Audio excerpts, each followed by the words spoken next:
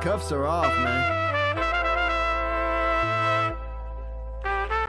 Hey everybody, Adam Rank here. What's up, friends? Daniel Dopp here from the Fantasy Focused Football Podcast over on ESPN. It's Fabs here, Michael Fabiano from Sports Illustrated. You know who you can trust? If you've got some questions about your fantasy squad, Want to check out a cool show on YouTube that'll help you get ready for the fantasy football season? check out the Get Right Fantasy Network. Check out the Get Right Fantasy Network. If you are not subscribed, what are you waiting for? You want to lose your league? Head on over to YouTube. Check out the Get Right Fantasy Network because they're doing everything they can to make you a better fantasy player. You got to get right with the Get Right Fantasy Network. So go and roll your sleeves up. Yeah, go and roll your sleeves up. And I'm getting down cause I roll my sleeves up. And I'm getting right cause I roll my sleeves up. And I'm getting down cause I roll my sleeves up. And I'm getting right cause I get. What up? What up? What up, world? Welcome back to the Get Right Fantasy Network. I'm Mike Herrick, aka Classic Mike, and I'm here with my good buddy Kendall. What's going on, brother? How you doing tonight? Hey, I'm doing fantastic tonight, brother. Ready to break down my own mental anxieties on the week. Crazy injuries galore. We got bye weeks finally hitting. It's that fun part where it literally takes me the entire week. You know what I mean, to kind of figure it out. For sure. Yeah, it's a good time. It's one of those times where you like doing the show. Where you're like, I actually really want to just answer questions in chat for hours to figure out what the hell I'm going to do too and what people are thinking about. So, it takes me a minute. I always tend to talk myself out of things that I would normally do to then start doing those. So hopefully we don't have to go down that road. Hopefully we can make those right decisions for you guys tonight and help you guys win your week.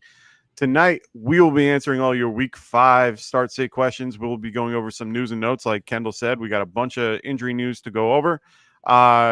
So make sure you guys throw your questions in the chat. If you guys want your questions answered right away, throw us a super chat. We'll stop the show just for you to answer those questions. We're going to be here for about an hour or so, maybe a little more. It's based on how much interaction we get from you guys. We're going to stay here for you. Quick little disclaimer. If you guys are going to be putting out your questions, make sure you guys are using the, giving us the format, the scoring, full PPR, half PPR, full, tight end premium, the whole deal. Let us know every little nuance so that we can who's on your bench if it matters. 3 wide receivers versus 2, 1 flex versus 2. Yeah, we want to know all those things. It makes things so much easier when we are going through and breaking it down. This is the first week of bye weeks, so yay for all of us. Right now, we have Bears, Falcons, Packers, and Steelers are all on a bye this week. Oh, it's wonderful. I don't have to watch the Bears. It's awesome. And it's so I good. get to watch my Giants before I go to a wedding on Sunday. So we have guys like Rome Odunze out, DeAndre Swift, Moore, Caleb Williams, Drake London, Penix, Bijan Robinson, Pitts, Warren, Rodgers, Metcalf. We got Jordan Love. We got Josh Jacobs, Rome Odunze. Or sorry, I said this one wrong. Romeo Dobbs and Tucker Kraft and more that are out this week. Those are just the big names. So just be aware. Take them out of your lineup if you haven't already. Hopefully you did. So some injuries that we're tracking. Not a lot on the QB side, thank God. Right now, J.J. McCarthy is going to be out. Carson Wentz will be in London. They're going to be facing the Browns. Jaden Daniels, he's good to go. He's actually going to play this week. He will be in. He's good to go. He had full practices all week. Baker is good to go as well. He had a bicep injury, but cleared and ready to go. All right, here comes the fun news. Unfortunately, we had 3 major running back injuries that happened this week. We had Bucky Irving. He's going to be ruled out with a knee injury and an ankle. He was walking around with a boot and crutches, the whole deal. People tried to play it down. I don't know about that. This looks like a 2-weeker. This is at least 2 weeks. This is a multi-week thing. Rashad White, Sean Tucker, they're going to be taking his place. They also brought up James Williams, I think it is. I could be wrong. Don't quote me on that. But yeah, they brought up some nobody that I don't know. Trey Benson was put on IR. This is kind of big because everybody was all like, oh my God, James Conner, I'm going to go grab Trey Benson. And now he's out. So in place, they have DeMarcaro, they have Michael Carter, along with Bam Knight and Dearness Johnson. They asked everybody who's going to be who, what's going to be what, and they're not tipping their hand right now. I know we were talking about it previously. We were trying to figure out, is it DeMarcaro? Is it Carter? Who are you more comfortable playing at this point? Let's talk about that real quick before we jump into the others. Yes, I think it's probably going to be. It's not going to be as bad as the Washington Commanders situation, where it's 20 snaps for Rodriguez, 20 snaps for Bill. I think it was 19 snaps for McNichols, where it's just literally a third. Kind of nasty. Better days for Bills ahead there. I think it's going to resemble what we saw more recently from the Carolina Panthers, right? Where with a healthy Chuba, where Chuba was seeing, he was pretty much primarily the early down work. He was getting less of the passing game as they got Rico a little more involved, and then Trevor Etienne as well. So I think it's probably going to be mostly a two-back committee, but I think get a few touches just here and there, just enough where I don't really want to I'm not start of the weeking either of them. If any, I think they're a little more fool's gold. Will vulture from each other. It's already an offense we don't love. Kyler doesn't pass to the running back nearly as much. He's actually doing a fair bit of running, but the overall offense is kind of putrid enough that I don't think a down tier at running back is really going to result in all of a sudden a bunch of points. It can, because that position is so volatile and volume driven, right? Oops, 70 yards and a touchdown happen all the time. It can happen to anybody. But I do think it's going to be Carter handling early down stuff, and then easily DeMarcado is already used to catching the passes.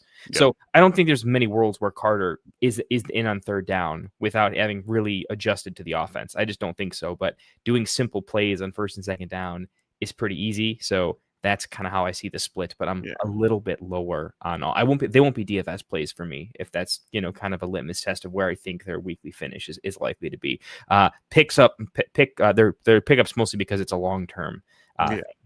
Yeah. I mean, honestly, that's the biggest deal for me. I like DeMarcaro in the context that he already is seen 30, he's already been involved with the offense in one way or another. He was number 3. And now he's number 2, or, was number 2 and then now number 1.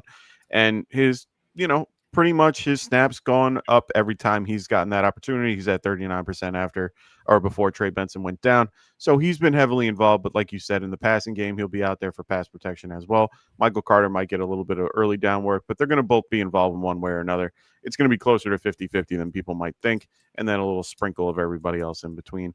I don't think you can go wrong in either scenario. It's going to be fun either way. I mean, it's going to be an interesting road, but it's for the long term. It's against the Titans. They're favored by 7.5. I mean, you can't go wrong with either or.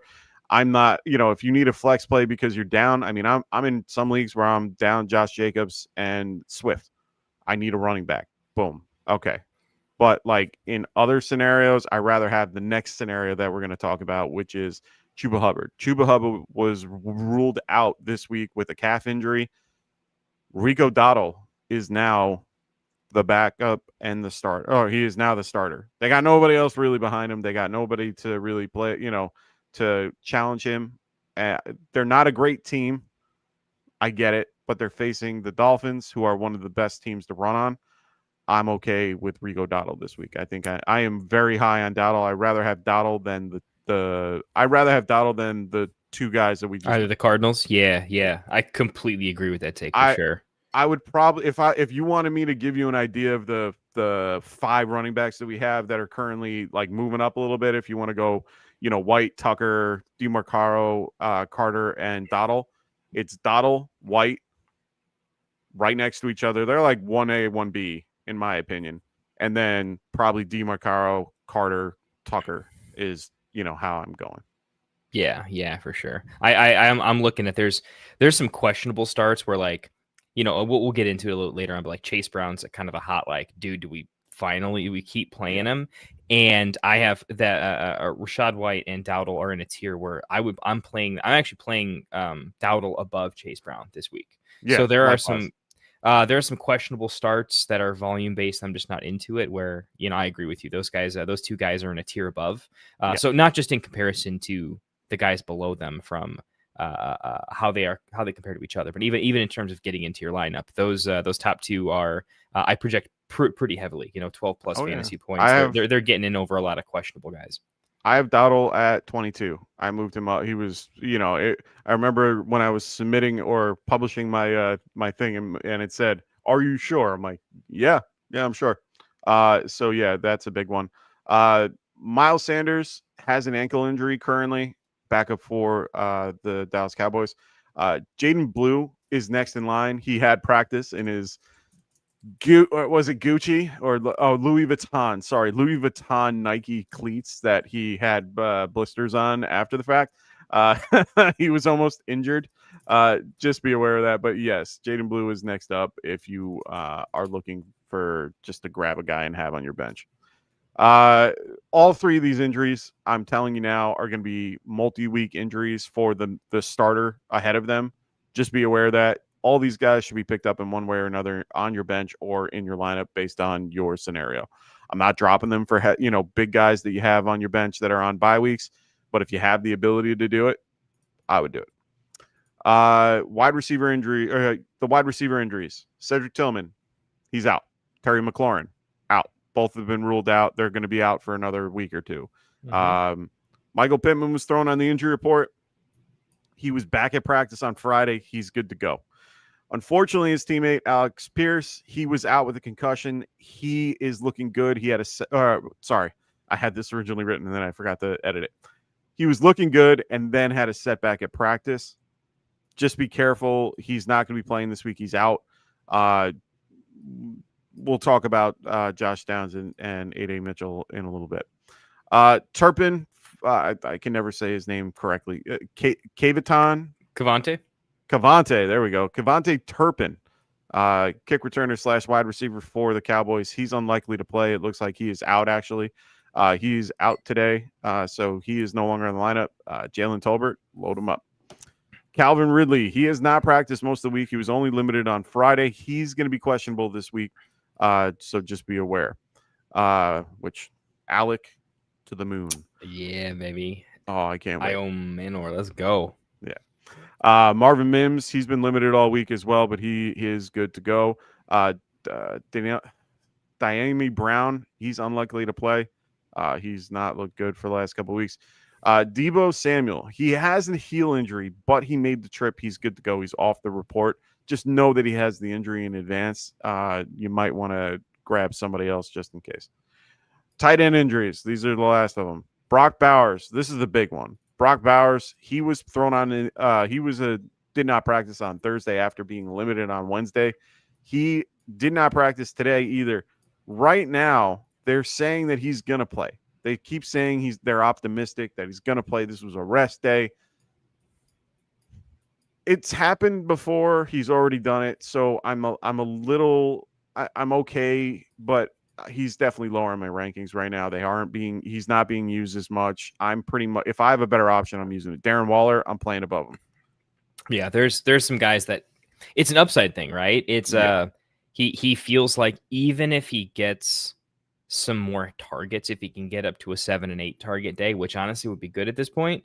Yeah. It just doesn't feel like these are 20-yard completions. It doesn't feel like it's a red zone thing. It looks like he's a little bit slower with the knee brace. Yeah. Just watching him the last week or two. So yeah, I mean, there's guys where I'm like, that's a cute play. I'm going to go with the tight end that's schemed up in a first read option, option way more. But there's other guys I'm sure we'll talk about that I would be more comfortable playing for a more stable floor outcome. Oh, 110%.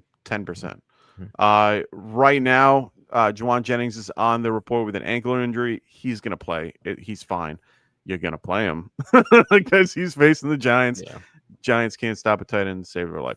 Darren Waller, he was limited all week, but he's good to go. He's off the injury report. Dallas Goedert, he's off the injury report, even though he was on very early in the week and then came off. Mason Taylor is also dealing with an injury, but he's good to go. There's a bunch of other tight end news that I could give you, but we're not going to sit here all day and talk about tight ends. Javonte Sanders is out. That's one I can tell you from the Panthers. But we're not going to go through all the nuance to that. We rather answer your questions. So let's start getting into your questions. So this is a great question. Flex Juwan Johnson or Kendrick Miller? Half-point PPR. What are you doing? I'm doing Johnson without. I'm doing twice. Juwan Johnson for sure. Yeah. Kendra Miller, it's a little too box score chasing. I want to see at least one more week of where the snap share trend is. Kamara is actually pretty high on my list this particular week. So I think would be too. yeah, I mean higher than normal though. I think he has a little bit of a bounce back week. So I haven't seen enough. I actually buy into the Alvin Kamara could be traded. Yeah, me too. Stuff. It's a good really, candidate. It's just it's a couple weeks too soon. So I'm monitoring mostly because Kendra's already picked up everywhere, right? Kendra's really a waiver stash, but he's already been picked up. He's not a waiver pickup and plug in. Yeah, I mean, I get it. Like, it's a tough question if it's like, do I play Kendra Miller or Bashal Tootin because I have literal no one, or somehow Ollie Gordon's the only one healthy and playing this week. Okay, that's where we can start having this question, but not over a tier of player like Juwan Johnson, who is averaging, I think still, it's a little lower, but still close to 8-9 targets a game. I think it's up at 9. Yeah, he's definitely the guy I want in my lineup at this point. And like I said, no one can stop the Giants, or no one can stop a tight end versus the Giants. So I am good with Johnson for sure. Well, Joe says he needs the Bears. He's hurting. Yeah, one of the rare years where there's a lot of startable players on the offense, which is crazy. And there should be a lot more, if anything, which is nuts, right? Oh, for sure. So Wicked, what's going on, man? Great to have you here tonight. He goes full PPR. Full PPR, half point. TP. Got it. So choose one for my flex. Chubb, Diggs, Michael Carter, Pacheco, Booty, or Ingram. This is an easy Stephon Diggs for me by 2 car lengths. You're gonna go with the revenge game narrative. Not even the revenge game narrative, just the Drake May's like a start of the week play for me. Drake May has been one of the most consistent quarterbacks in the NFL, consistent fantasy players. I like what he's doing. He had the get right game with Diggs. I think Diggs is going to be a close to a weekly must start. I think he's going to be a Olave with better touchdown upside, to be honest with you. So I'm pretty high on Diggs. I'm high on that offense as a whole. Okay. And I mean, this week they're going to have to come from behind for most of the game, in my opinion. So I'm about it. Okay. For me, I will. Well, what's your second? What is my second there? It's not Pacheco. The tight end premium is making me think it's between Ingram and Carter is where I'm close with. Yeah. I am just not high enough on Carter. If Carter doesn't get a touchdown, I don't think I want to play him. I think I'm going to go Ingram. Yeah, I'm actually going Ingram here. I think Ingram's going to get the targets. He's just been injured, and they've always wanted a player like him.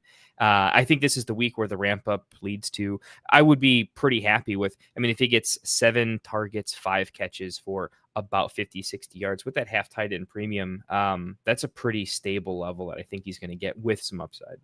Yeah, I can agree with that. I mean, he's at 47% at this point. I mean, Troutman's in a little bit more, but Troutman's always been a blocking tight end in a lot of scenarios. So for me, I'm good with the Diggs. I'll go with the revenge narrative for mine. But on top of that, I don't mind Ingram here. I think he can do well.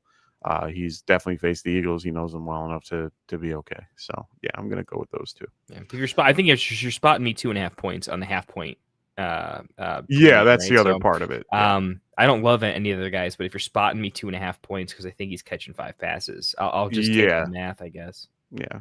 Albert, what's up, brother? Great to have you here as always, my friend. Amazon Pancakes, what's going on, man? He goes, nice Mace. Name, man. See, I like this question. This one's going to be a little bit more fun for both of us. Yeah. So Mason, Henderson, or Dottle, which two would you guys start this week? I am going.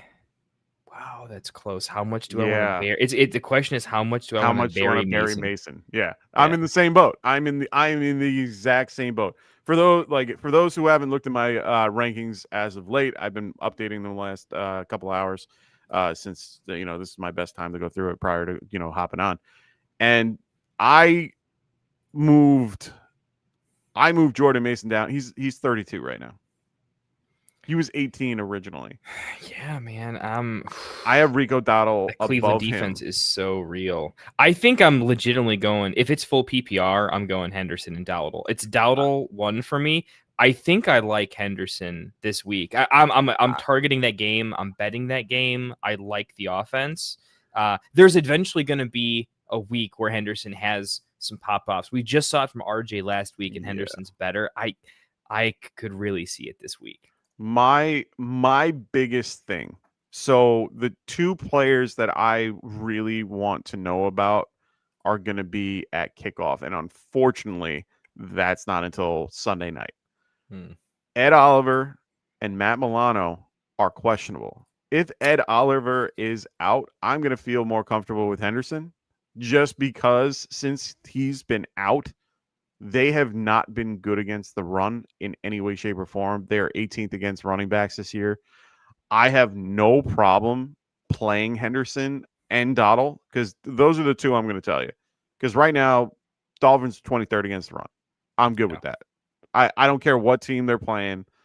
They're not good at stopping the run. They just can't. They don't have anybody that's in the middle. They have two really good pass rushers, but they have no one up the middle with the D tackle. Oh, it's half PPR. It's half PPR. Even so. So I'm still going Henderson. I'm still going Dowdle. Both are involved in the passing game in one way or another. Mason is not. And Mason is going to get shut down by Cleveland, who is number one against running backs, and they are 14th. They are 14.6 points per on average. That's for both or whatever amount of running backs you have. All right, I'll say at half PPR, it breaks me. I'm gonna take you're gonna be the other way. the touchdown. Yeah, it's that. Well, when I look at like an implied like point total, touch total projection, it's hard. I'm not seeing the huge breakout for Hendy. I'm just seeing just enough to make him like a little bit better. And half PPR, Henderson's also not housing anything. His catches are kind of not going for a ton of yardage. So I need to see one more breakaway play from that offense. It's close. By the end of tonight, when I have one more drink, it's gonna be Henderson, because I have such a steamy take on that game. Mason to me feels like if I had to give advice, I feel like more often than not, it's the safer play. But safe is no fun. So Mason's not having a crazy game. Let's put it that way. If you're chasing points, if you were playing me this week, because I started all the right guys this week, man. I picked up and played Tanjas. I played what's his face? I keep calling him Keishon Butte. No, not Kyron. Oh, Tootin? You play? No. Who's the wide receiver just went off on Thursday? Tutu Atwell. Oh, Kendrick Bourne. Yeah. I had Bourne in our Scott Fish charity league, and I didn't play him. I'm so mad at myself. Oh right my! now. Dude, I played him.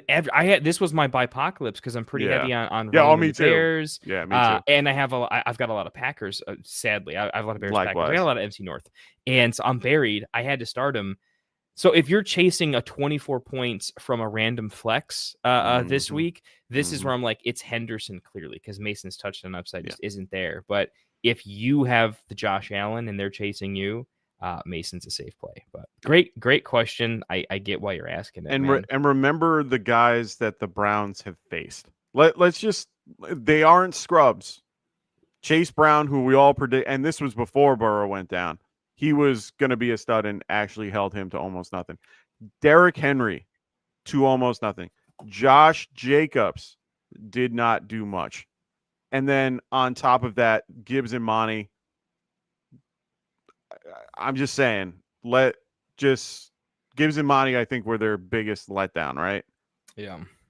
So I mean, and that's a tough, that's one of those things where you have no choice here. I mean, what was if Henderson gets the snap share, if it's even just like 45%, it just feels like he's going to get there. I mean, Gibbs was the only one that they couldn't hold, and they ended up holding Monty to 12. So I mean, at the end of the day, I'm not too scared about it, and I am scared about. Mason. Check it out. He's down 55 to McCaffrey and Stafford. That makes it easier now. And they're missing 3 offensive starting linemen for the Minnesota Vikings.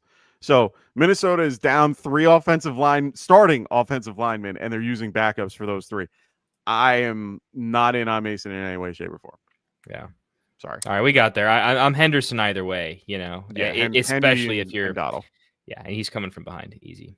So standard scoring, we got Marvin Harrison Jr., Michael Carter, or QT. I'm going QT. Quentin Johnston. Sorry, QJ, which is Quentin Johnston. QJ, yeah, I'm going QJ for sure. I keep forgetting. I think Joe had to mention in the chat. We have Quinshon Judkins now. So yeah, I know. Yeah, we two gotta be clear. QJs. I'm just gonna say QJ's QJ. Okay, Quentin. We'll figure something else out for Judkins. I think Judkins is just gonna be Judkins. I think he's just gonna be that guy. Oh, yeah. He had 55. He had McCaffrey and Stafford. He's playing against a juggernaut that week who did the right thing there. Stafford, great spot start too. I did that a lot too. That was yeah. So you're still holding in his particular case because he's chasing, like he's definitely coming. Oh, it's from Henderson behind. and Dottle. Yeah, easy Henderson Dottle. Yeah. Riders, what's going on, man? Great to have you back as always. He goes, what do you think about trading JT for Chase Brown and Mbuka? I have lost neighbors, still trying to get some lower depth at both positions. It's half PPR. I want to know if this is redraft or dynasty. No, it sounds like redraft. Right, that's Egbuka alone is worth more than JT. That's not particularly well. It's closer now because JT's putting up points. No, I think this is a legit redraft question. I think he's doing that. Yeah. Do I take a tier down? Do I buy low on Chase Brown and get Egbuka because he's replacing neighbors in I can't give up JT. League? I just can't give up JT. Yeah, I mean, right. I'm trying to look through chat here. Who do you have to start at wide receiver? Like, are you so brutal that you're like starting Troy Franklin because you're heavy running back? If you're legitimately losing that many points per game, then I think it's the case of it's not that you love the trade, it's that you can't win doing what you're doing. So if you're forced into it, I would do it. But if you're even somewhat stable, I think I'm where Classic is at, where I see JT as probable like top 5, 10 overall fantasy finish at skill position, right? It's just gotta admit, I mean, he's also had some tremendously bad goal line luck too, and I feel like that normalizes. If Daniel Jones gets half of those rushes instead of all of them, just give JT 2 more touchdowns, and all of a sudden it's so he has Marvin Harrison Jr. and Slayton. Slayton is wide receiver 2. Yeah, okay, yeah, I would do it. There's no way, and there's not enough waiver potential left at wide receiver at this point. Wide receiver is what we figured out early on in waivers. Running back is now the spice, but there's no spice at wide receiver. He has Golden too. Okay, Matthew. Ooh, yeah. I mean, I believe in Golden a lot, so I do think you are starting Golden and Marv, which makes it a lot more palatable. I just don't actually think there's better days ahead for Chase Brown outside of a quarterback trade. I think it's going to be really mediocre and replaceable. His line is horrible. Right? Egbuka's fantastic, but by week 17, by Titletown, it's Evans and Godwin and Egbuka. And I think that makes Egbuka fantastic. But we love you too there, Amazon. Anytime. And sorry, I'm not trying to take away from Riders, but he was trying to say I have Danny Dimes, Hampton, Jamar, Egbuka, Tyler Warren, all starting along with these guys. So you have a pretty good lineup with those guys in place. I think that's helpful. So, but back to Ryder's question. I would do it in that particular. Well, no, if you're keeping Golden, I'm keeping JT at that rate because I believe in Golden. And I think the way to winning it with ultimate upside is Golden hits. JT's already there. You figure out flex. If you can't figure out flex, I guess I would. You're going to have to take an L for a week or two. I mean, it's just one of those things where I can't see a world where I can do this. I can't do it. I like the idea. Mbuka's great. I'm not going to say that Mbuka isn't good. Chase Brown is the part of this equation that I don't like. And it's one of those things where Chase Brown is going to have a very rough time until they can get their shit together on the line and figure out what to do with this offense. You can view this as week 2 of preseason for them because of the concept that they're getting used to one another. And at the very end of the day, Chase Brown might have been behind these guys for a minute, but Browning doesn't know the offense. He audibles out. There's so many things that could happen. I'm at the point where I am pretty much Chase Brown's a low-end RB2 for me. You're getting a low end RB2 and a low end wide receiver 1. That's how I view these two for JT, who is top 3. I would try to do a little bit better. Like, if that's what's on the table, I hate it, right? But if I could go after I don't know, I'm trying to think of an example. I know running back's really tough right now, and that's why we're at with this 3 trade. guys down. It kind of screws up the whole atmosphere. If somebody will trade you Javonte, like if they think Maybe. Javonte is a sell high, some people are like Javonte is going to come back down to earth. I'm actually on like, no, I think he's. I mean, fine, if you're looking for a wide receiver, find a team with a decent amount of wide receivers on it and go for that. Like, that's where you go and find some value, where you can get 2 solid wide receiver 2s.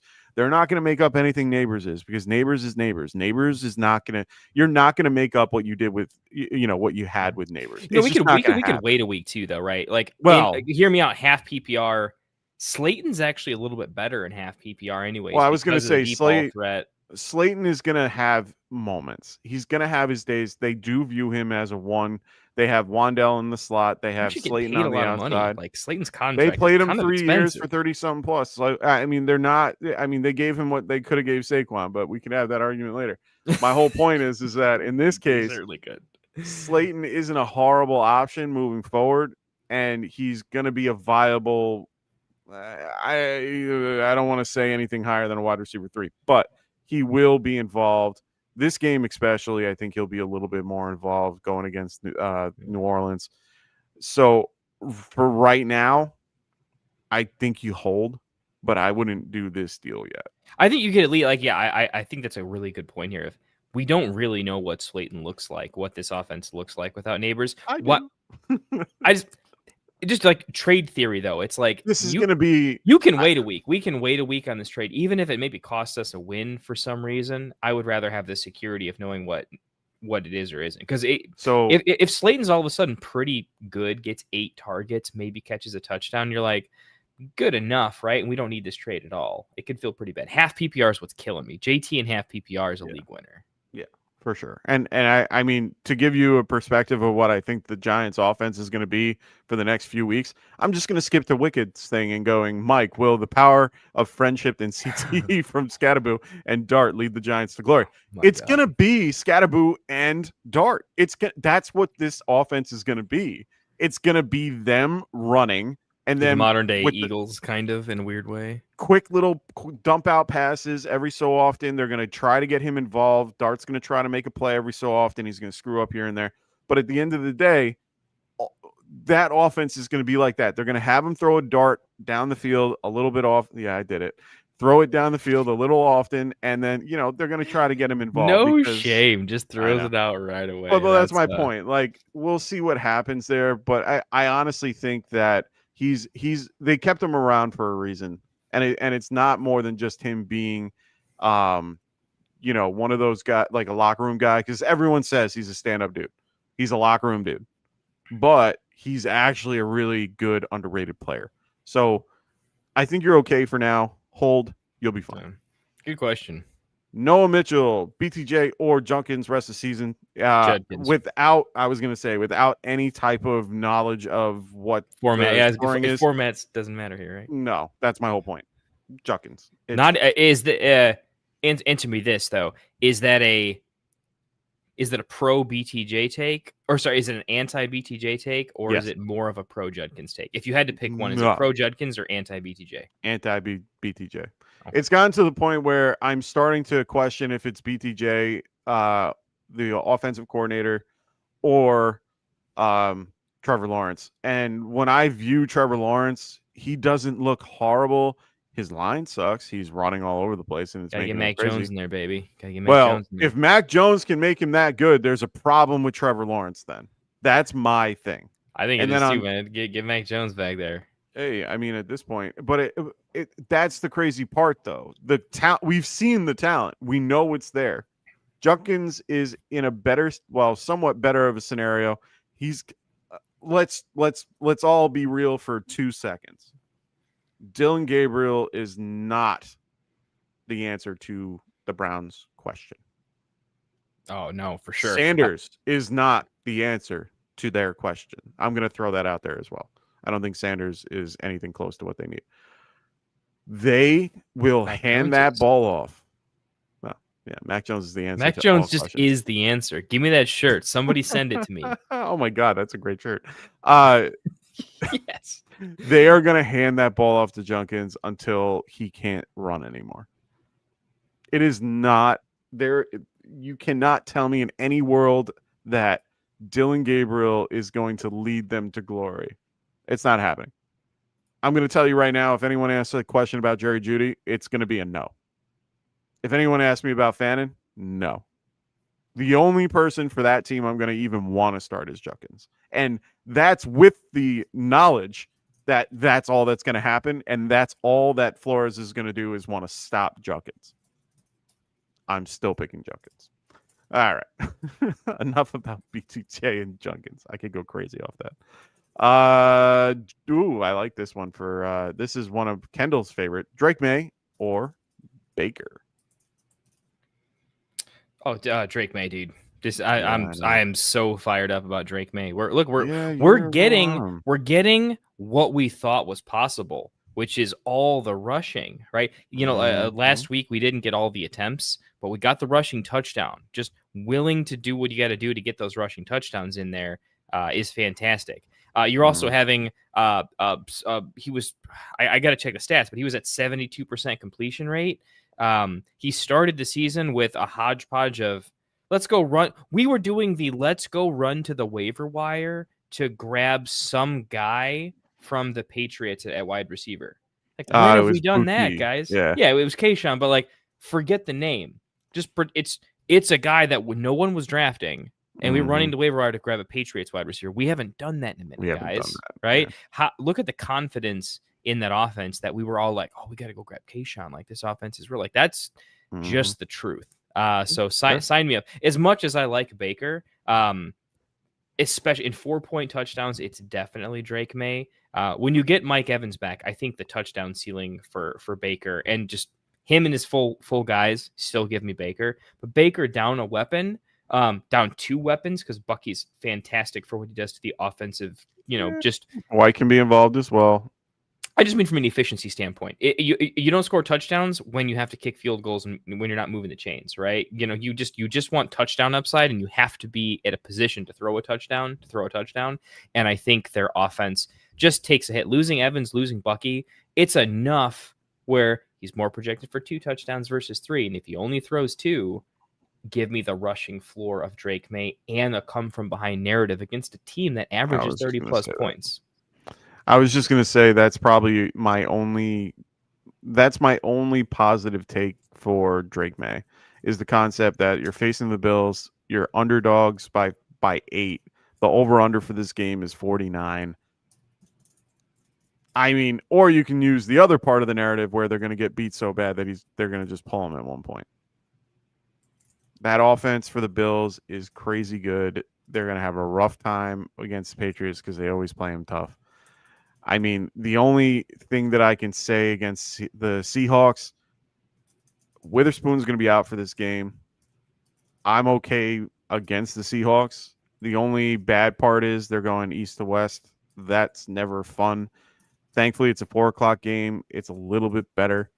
But with Witherspoon, what is this? DeMarcus Lawrence is out. Julian Love's out. Like, they have a bunch of injuries on that defense. I'm okay with playing Baker this week. Baker. I like it because no matter who you're starting, that's a great problem to have, right? I have both those guys in my top 8 this week, And I'll put it to you this way: Baker's scenario, they're underdogs by 3.5 comparatively to 8, which means it's tighter, and it means that they're more able to move the ball downfield. I just like Baker a little bit more. And their defense, the Seahawks defense currently is not doing well. They have a ton of injuries. I'm going to go Baker. Follow Rob Thomas. What's going on, man? Great. Oops, sorry. I was trying to click something else. What's going on, brother? Great to have you here today, as always. A kicker question. Fairbairn or Harrison Butker? Kaimi or Butker? To me, it's Chimeri. It's Fairbairn. I'm gonna go Butker, but it's just because I think the Chiefs are going to get back to a pretty explosive offense, but they have a shit run game, so they actually could have red zone inefficiency from a purely the Chiefs kind of break numbers, right? But I see a team that should score.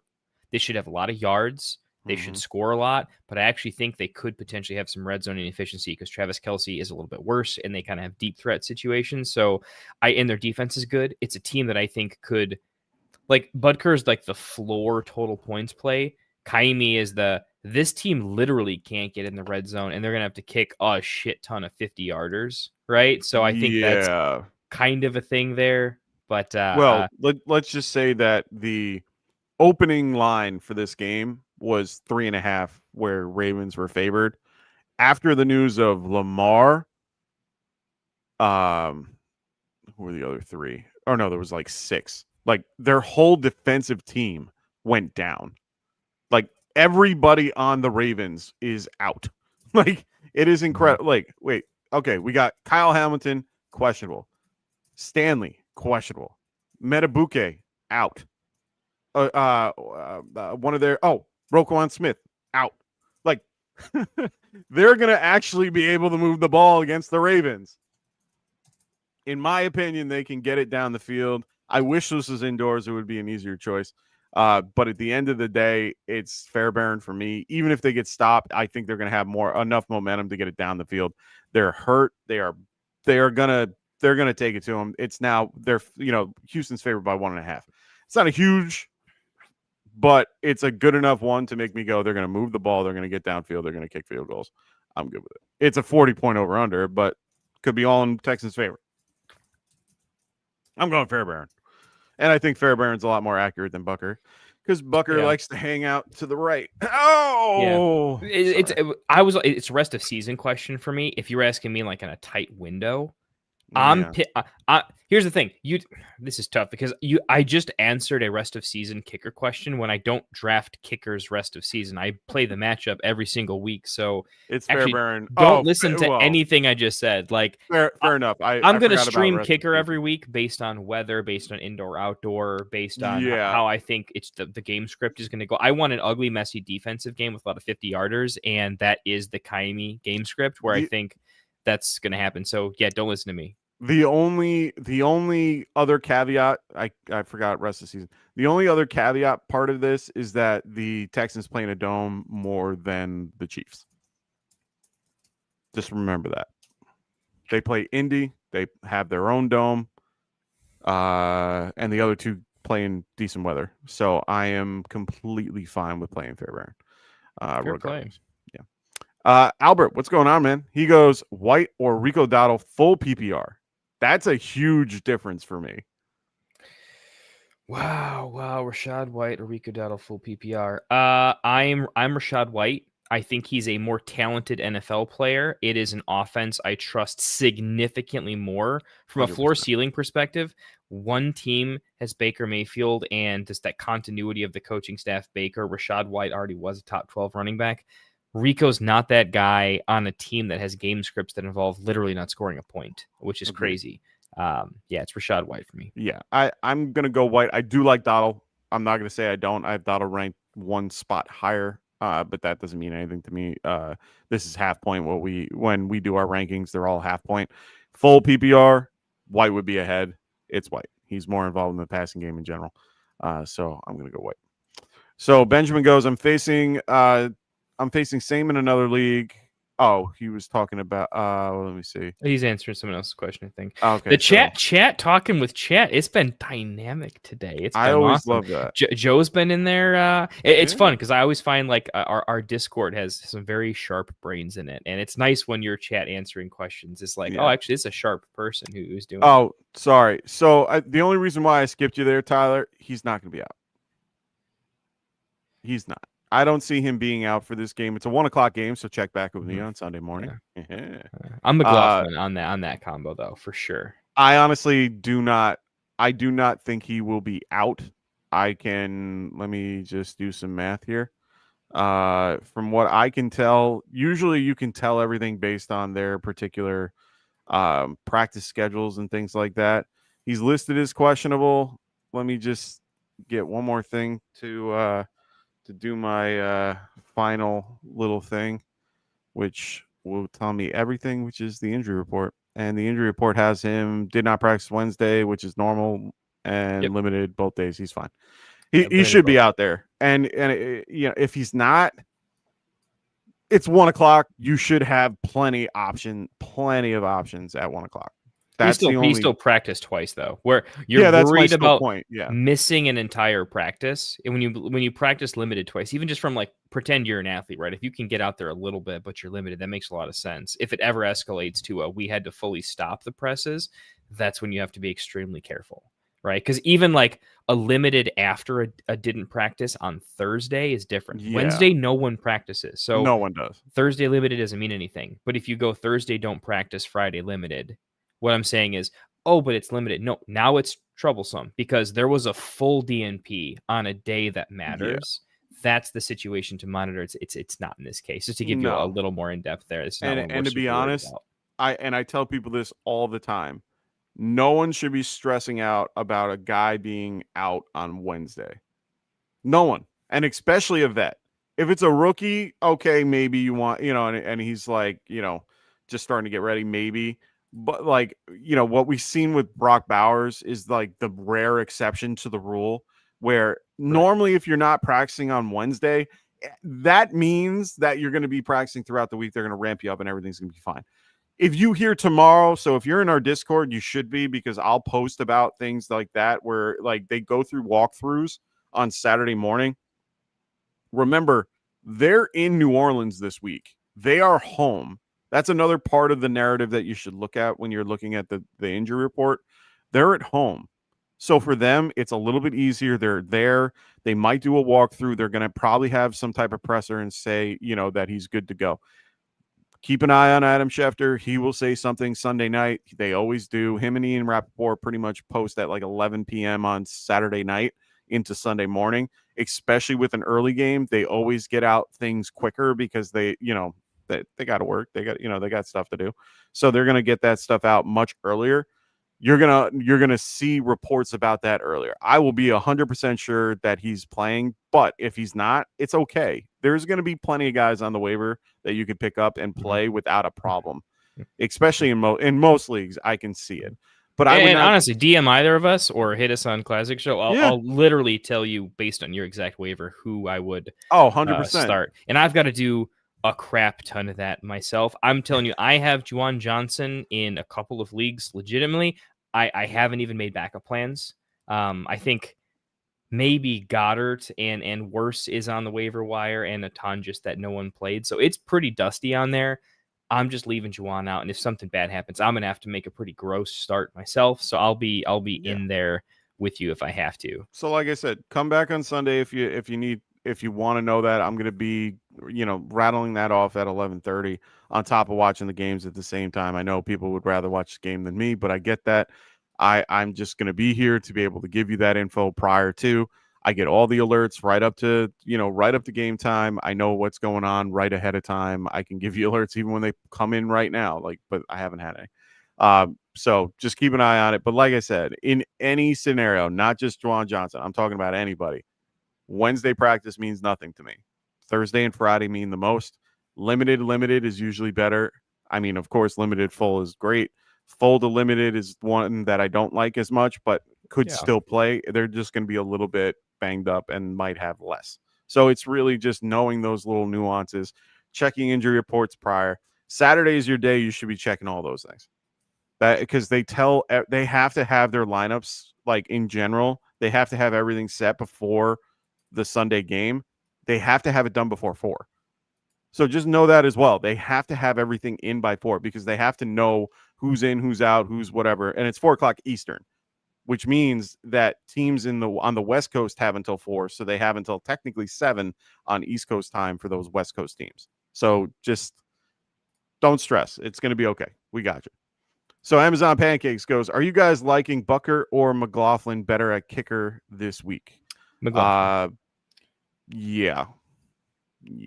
I'm gonna. I think he's a better kicker. I followed McLaughlin a little bit. Phil also followed him a little bit. We followed the soccer player kicker guys. Just a great talent. And I think that offense is going to more consistently be in a better position. Yeah, I like it. I like McLaughlin a little bit. Bucker never really. I mean, in his early career, I liked Bucker a lot. He's kind of fell off after he had a couple of big injuries, that kind of threw things off a little for me. Good offense, but I'd rather have McLaughlin. Yeah, this was also when the Chiefs were like literally the number one offense in the league. exactly. And we weren't saying Butker's great. We were saying it's the best offense. It was the same reason we started the Bills kicker before we realized, he's actually, well, I can go both ways in that. He's also missed some pretty bad kicks too, to be honest with you. But as it was, hey, you draft the number one offense kicker, right? But Baker and those guys are a top 5 offense, and they tend to kick better. So we got Joe Ortiz going. Oh, we really at this point, Henry, Javonte Williams, Chase Brown, Harvey, or Rashad White start 2. Ooh. Actually, this isn't particularly hard for me though. Is it Javonte's your for Javonte's sure a lot. One? Yeah. And then from there, Henry's only in consideration in tight end premium, where again, that 2 to 3 point bump is just worth a lot in math, but not here, right? I'm going Rashad White. I'm going Javonte Rashad for sure here. I'm not really thinking twice. You're benching Henry? I'm thinking tight end Hunter Henry. That's why I was waiting. Henry. I was waiting for you. I was waiting. Oh, no, that's just silly then. No. I heard you say tight end. I figured I'd give you a minute to catch your breath. No, yeah, I'm Derrick Henry Javonte for sure. Look, Derrick Henry, you got to take your medicine along with the 30-point games. It's gonna happen. It's highly volatile, but no, I'm still going Derrick Henry. Yeah, Javonte and Henry for me. I can't not play those two. Chase Brown is just not having the games you want. Harvey is still gaining, respect. And on top of that, Rashad White is the only other guy that I would play, over Henry. But that's like, I'm not advising anybody to do such a thing. I would play Henry like 9 times out of 10 in most of these. Part of my reasoning for Henry, though, is just we're bashing on the Ravens a lot for they're going to be. We bash bad teams for the things we're bashing bad. The Ravens about. Historically, the Ravens almost never have a bad defense, and they're awful right now. Would I bet that they turn the ship around, even with backup players with good coaching? It's going to be 2 weeks of bad. It might be 2 weeks of bad, but it's going to be 2 weeks of bad. And here's my only thing. I actually don't. I know. I'm actually thinking about starting Justice Hill in some leagues. Oh, you think it's that bad? Because Derek doesn't get on the field unless they're up. It just doesn't happen. There is no way in hell. You think the Cooper Rush situation is really going to tank it, huh?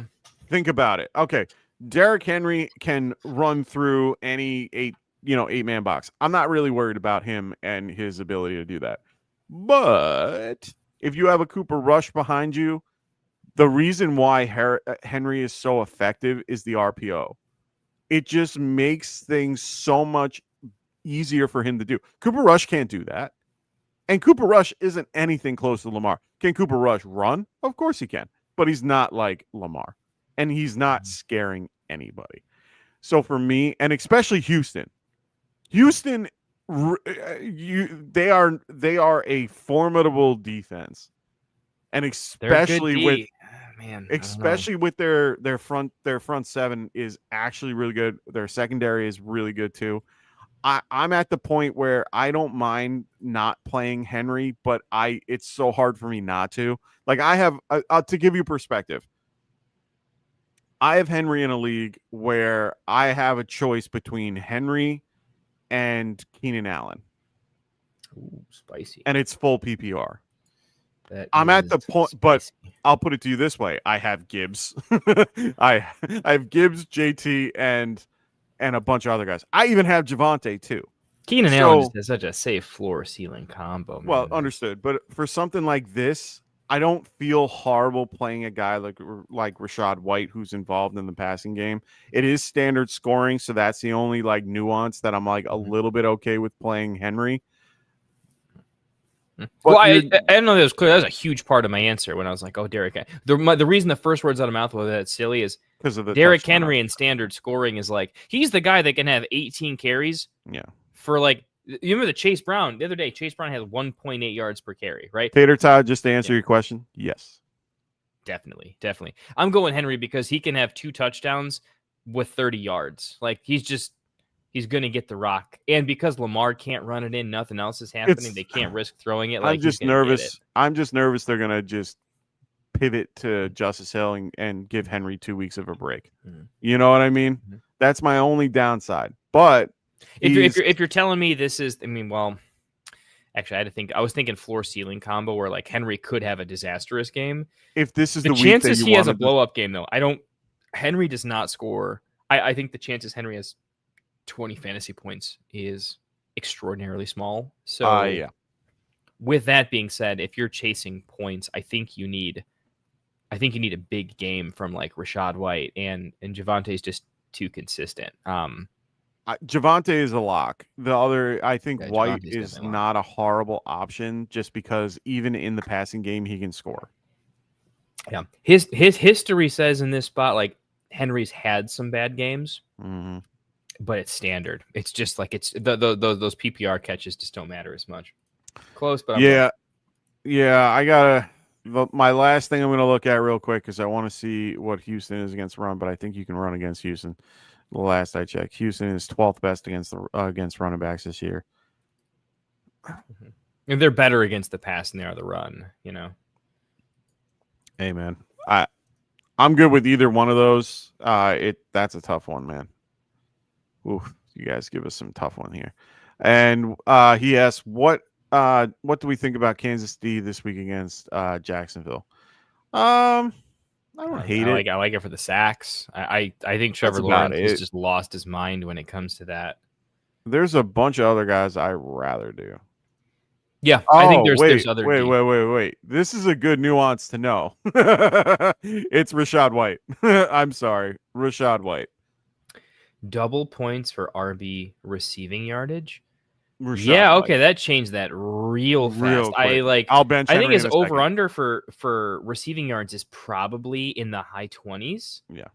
Like conservatively, I could see a line of like 26, 27 yards, and I would take the over on that. So you're telling me I get to pencil in 6 standard points for him? Yeah, that's too free. Yeah, that's free. I'm gonna. It also means if Derrick Henry ever catches a single screen pass to the house, it's throwing it out there. The Kansas City D I'm okay with. I prefer a couple other teams overall, but I'm fine with that. You're not going to find anything better on the waivers. I prefer guys like the Cardinals and stuff. Yeah, like that, me too. But... Yeah, I played the Cardinals this week. So Jay Money, what's up, man? He goes, "What up?" Debo flew with the team. Yes, he did. But was held out all week. Should I play him if he goes? They did say they're optimistic for him going. He's the only guy there. Terry's not there. Noah's not there. They're pretty short. Jaden's back. I think they're going to try to get him involved one way or another. I'd lower your expectation, but he'll be there. He's dealing with a heel injury. So he goes, for my flex, I just picked up Rico Dowdle. I also have Stephon Diggs. Who would you flex? Full PPR. Dowdle for me. If it's full PPR, I'm going Diggs. Yeah, I mean, and if it's half PPR, yeah, I'll go with that. I might be so into Diggs that I've got to go Diggs twice. Wow. No, I'm gonna go with the other way. If it's half, I'll go Dowdle. Full, I'll go. Yeah, no, half. I am going Dowdle. I had to look at my rankings real quick, but yeah. So he says I could just sit Debo and play Stephon and Rico in my. Yeah, do that. I would do that. I think that's the safest play, to be honest. So a heel injury, it is one that has a decent chance of getting aggravated in the game. Debo plays one way. It's the way to avoid a goose egg because he just got knocked out of the game. Chargers are second best against the run. I'm using that concept and they're fourth against the pass. Yeah. Rico and Diggs. Yeah, I like that as a safe play. Yeah. If Debo blows up, I still think we can all go in and out of that performance saying look, we were literally talking about if he's going to play or not before he exploded. Of course, we can forgive ourselves if he does, right? And it's probably going to be off of broken play, which is hard to predict. Yeah, all my updates in the Discord say he's playing, but I feel a lot better and a lot, it's just a better feeling at the end of the day.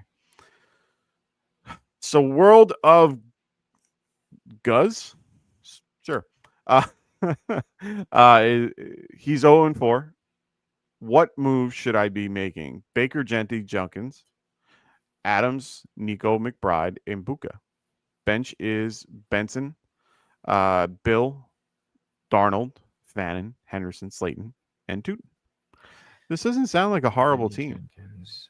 I think it's really just Jenton and Junkins who Nico's been killing you, but that should regress to the mean. And it's really based on who you're playing, and who you're playing. You're probably it's a good overall team. I like the Baker and Mbuka combo. I like the Nico concept. Adams, Mbuka, wide receiver, and got McBride. So my assumption is he went Genty, McBride. It's got to be a 10-team league, I think. It is Genty, McBride, Nico, and then Adams, and then later on got Mbuka, and got all these other guys. So yeah, I mean,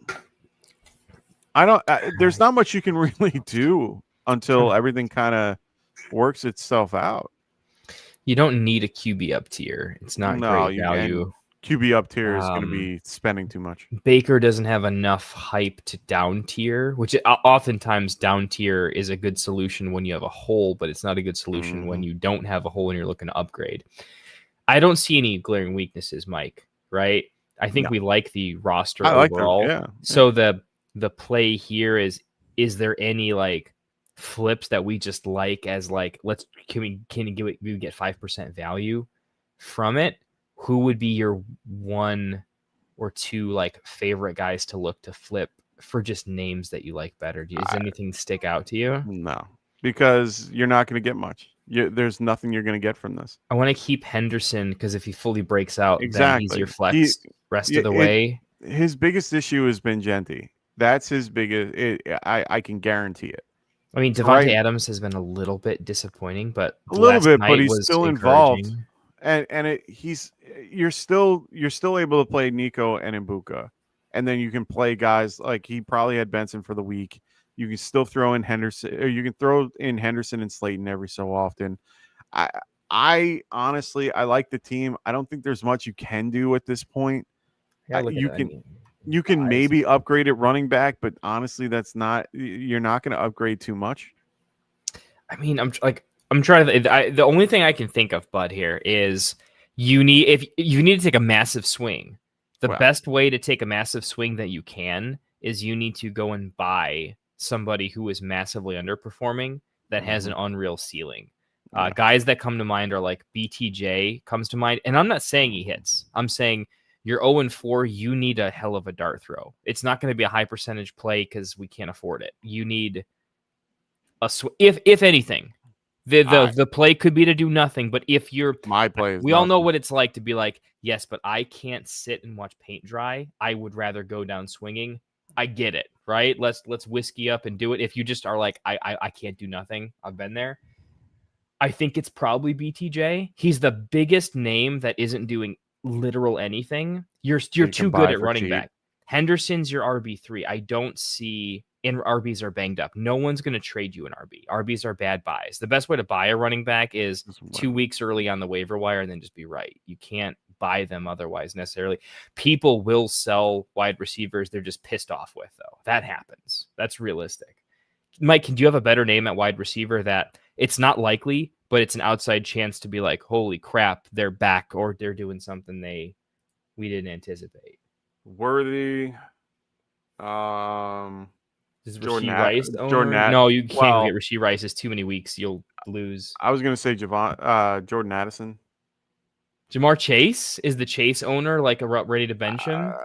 Maybe. It's not my favorite name because the owner still wants too much usually. But I'm surprised we haven't gotten more about Chase in this one. Yeah. I think that's smart, though. I mean, I'm not. The other, Alec maybe. I minor. I don't know if any owners are really what are you selling for? Chris Olave maybe because the team. Maybe I could see that. I could see Zay Flowers. I could see Brian can't. Thomas. No, I could Zay see Flowers with Lad the Cooper McConkey Rush. owners are real Lad like, what the hell? McConkey. Yeah, those are some guys that I would target. If Jamison Williams, I think that another like, guy, Cortland Sutton, very yeah. underrated, very up and down weeks here and there. I mean, you might want to wait a week, but In order to if you get value, can. the idea is they can't be popular. If it's a popular player, well, that's what I they're mean. not going to Sutton's sell. not that popular. Yeah, Sutton's unpopular. You can't go Pickens; he'll be back. Debo might not be good enough, but I think McLaurin's. If Debo's healthy and McLaurin's not, Debo McLaurin's has the going to be out ability for to 2 weeks.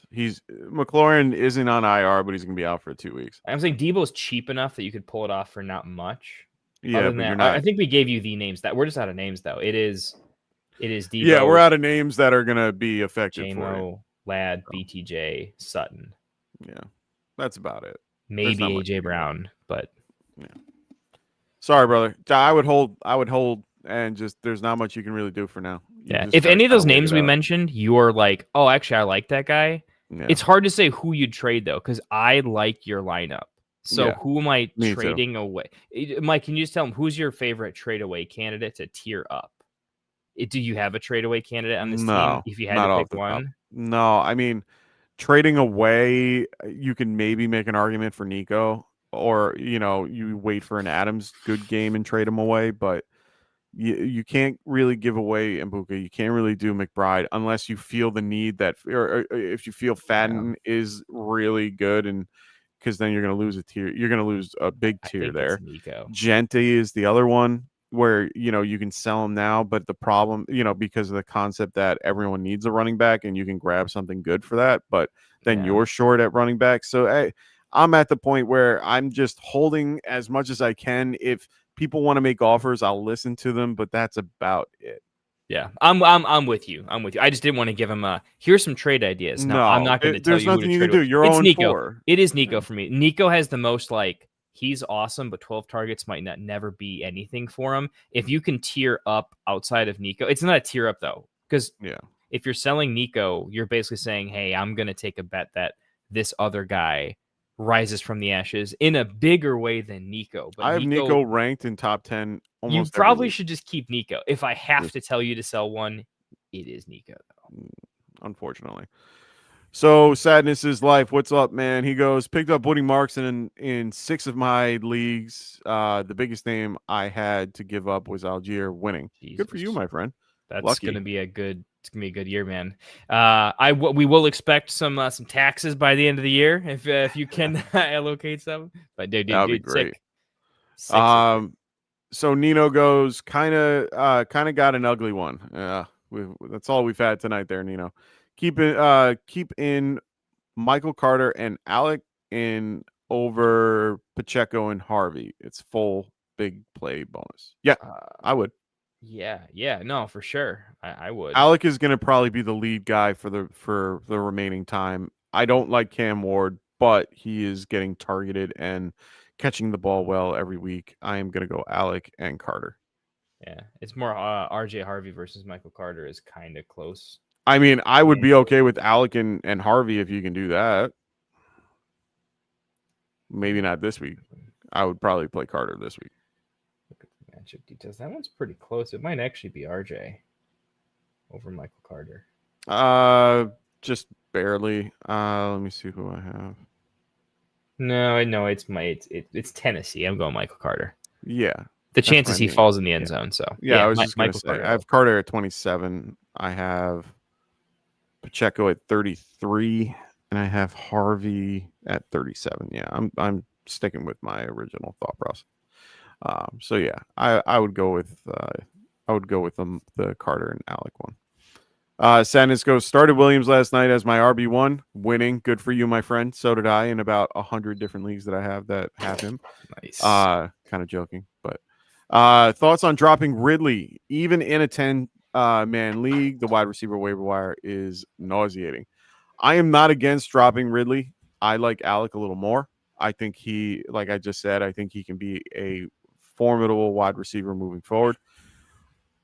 It's really according to who's on the waiver that I'm willing to. If there's somebody that I need to drop for, like if there's a Dottle out there, I might do it. I might. If White's out there, I might do it. Yeah, there's definitely names I would. I wouldn't for the flash in a pan, let's see what we have, guys. No, it's the guys that you know what you're getting. Yeah, you got to be pretty sure about the name. It's a name you're going to have for a long time. If you're just doing the spot start thing, like Ridley in 2 weeks could be back. Ward could be better in 2 weeks. Like we just don't know in a 2 week window. So just be sure of it. There's bench stashes that Ridley's just a lot better than. So be a little. Kendrick Miller is a big one. So yeah, I'd probably keep Ridley over some low tier bench stashes, like for RB. There's the RBs that like Kendrick Miller is kind of a name where I'm like, oh, if he gets all the work, you think he's getting all the work and Devin Neal's not doing anything? I don't think so. I don't think the offense is good enough to support like a running back doing anything. The Cardinals situation is kind of like I would rather. They have four running backs that have done it before. They have DeErnest and Bam all started at one point in their life. All solid, right? So in that case, that's I would wait on Ridley. It's murky, but I mean, you can wait on Ridley all you like. That's fine. But if I saw a guy like Rico Dottle or Rashad White on my waiver, if I saw those guys, it's no question. You know how some people do though. There's I'm going to keep holding. Like I wouldn't be holding Dylan Sampson, Ollie Gordon anymore for if I could keep Ridley or something like that. There's just it's a name game. But in 10 team. There's some names, and in 10 team, I bet it's probably a drop because there's just going to be some good shit in 10 team that you can go pick up. Yeah, 100%. I agree. So Perry, what's up, man? Perry goes, should I trade Jacobs for Judkins and Jacoby? I'm weak at wide receiver, and I'm 1-3, and Jacobs is on a bye. I wouldn't do it. I wouldn't do it just because of the bye week fill-in option. Interesting. I would find a different reasoning for it, but also he loses a week. What's the theory with the concept of trading the guy? Well, the whole thing is Judkins. You're going to lose Judkins for a week, so it's still a net neutral play. That's what I mean. Yeah, okay. So you're not gaining a week or anything. There's a situation where your guy is going on bye, and you're trading for a guy who's already had his bye, and you pick up like a potential free win. That's what I was trying to say is like, it's not anything like that. So, I mean, I do like Judkins a lot rest of season. I do too. Pass catching for Jacobs has just been kind of sick though. And is it too much? Is this do you view that the distance is pretty big between those two running backs to the point where like we got to be adding a serious weapon on top? I'm also curious if it's 2 wide receivers or 3. If it's 2 wide receivers, I always think there's a solution. If it's 3, I get what it's like to have to start something super gross, and the week over week PPG starts to add up. Yeah, Perry, 3 wide receivers. Let us know what it is, because honestly, I'm probably not doing that. Just even if I need a wide receiver, I can't do it with those options. I just can't. Jacobs is too valuable to me. It's close. Perry, I'm more on Mike's side, but if you're telling me it's full PPR, 3 wide receiver, double flex, to the point where in that format, that 3rd wide receiver spot can be pretty difficult. That's where I think it's an acceptable point to do it. I think it's not a slam dunk though. It is a little bit. So he says that's my feeling rest of the season. I think Judkins can match. Okay. I mean, I don't think I'm not saying that he can't, but I mean, if we look at their schedule moving forward, let's just look at the schedule real quick. We got Vikings this week. They don't have a bye after being in London. Well, screw that. They have the Steelers the week after. They have 1, 2, 3 favorable matchups in the coming weeks. Those are Dolphins, Steelers, and Patriots are good run defense. Like those are teams you can run on. Sorry. Jets after that, Ravens. They're beat up. Yeah. I don't hate it. I like Jacobs too much. It's hard for me to say that. The correlation here is Judkins is doing pretty good right now, but we are expecting the quarterback rotation to start in Cleveland. We don't think their offense is very good. Yeah. The idea is over the course of 10, 20 years of looking at fantasy at a pretty deep level, the idea is running backs just don't finish as an RB1 in bad offenses. They just don't happen. So Judkins is going to be good, but his ceiling is super capped. We don't see it almost ever where you get an RB1 performance out of a team that's bottom 2 or 3, and they're legitimately fighting for the 101 in some instances, even with that defense. So in this case, it's too wide. It's so a he's little got bit 2 and 2 wide for me. Well, I'm saying he has 2 wide receiver. Without need that third wide receiver to the point where I think you're shedding too much PPG. And in 3 wide receiver, the waiver wire is impeccably thin at wide receiver, where at 2 it's a little bit more palatable. Yeah. I wouldn't do it. Jacobs could be a top 5 RB. It's probably projected to be so. It's just because they have a good offense and a good defense. That combination is going to lead to so many free touchdowns it'll win you. Yeah. 100%. I just can't do it yet. I can't make that trade yet. Yeah. So I think the JT one was closer. I think that one was farther away than the JT for Chase Brown Egbuka trade. Because Jacoby is he's good, but his targets have also come down. Fair enough.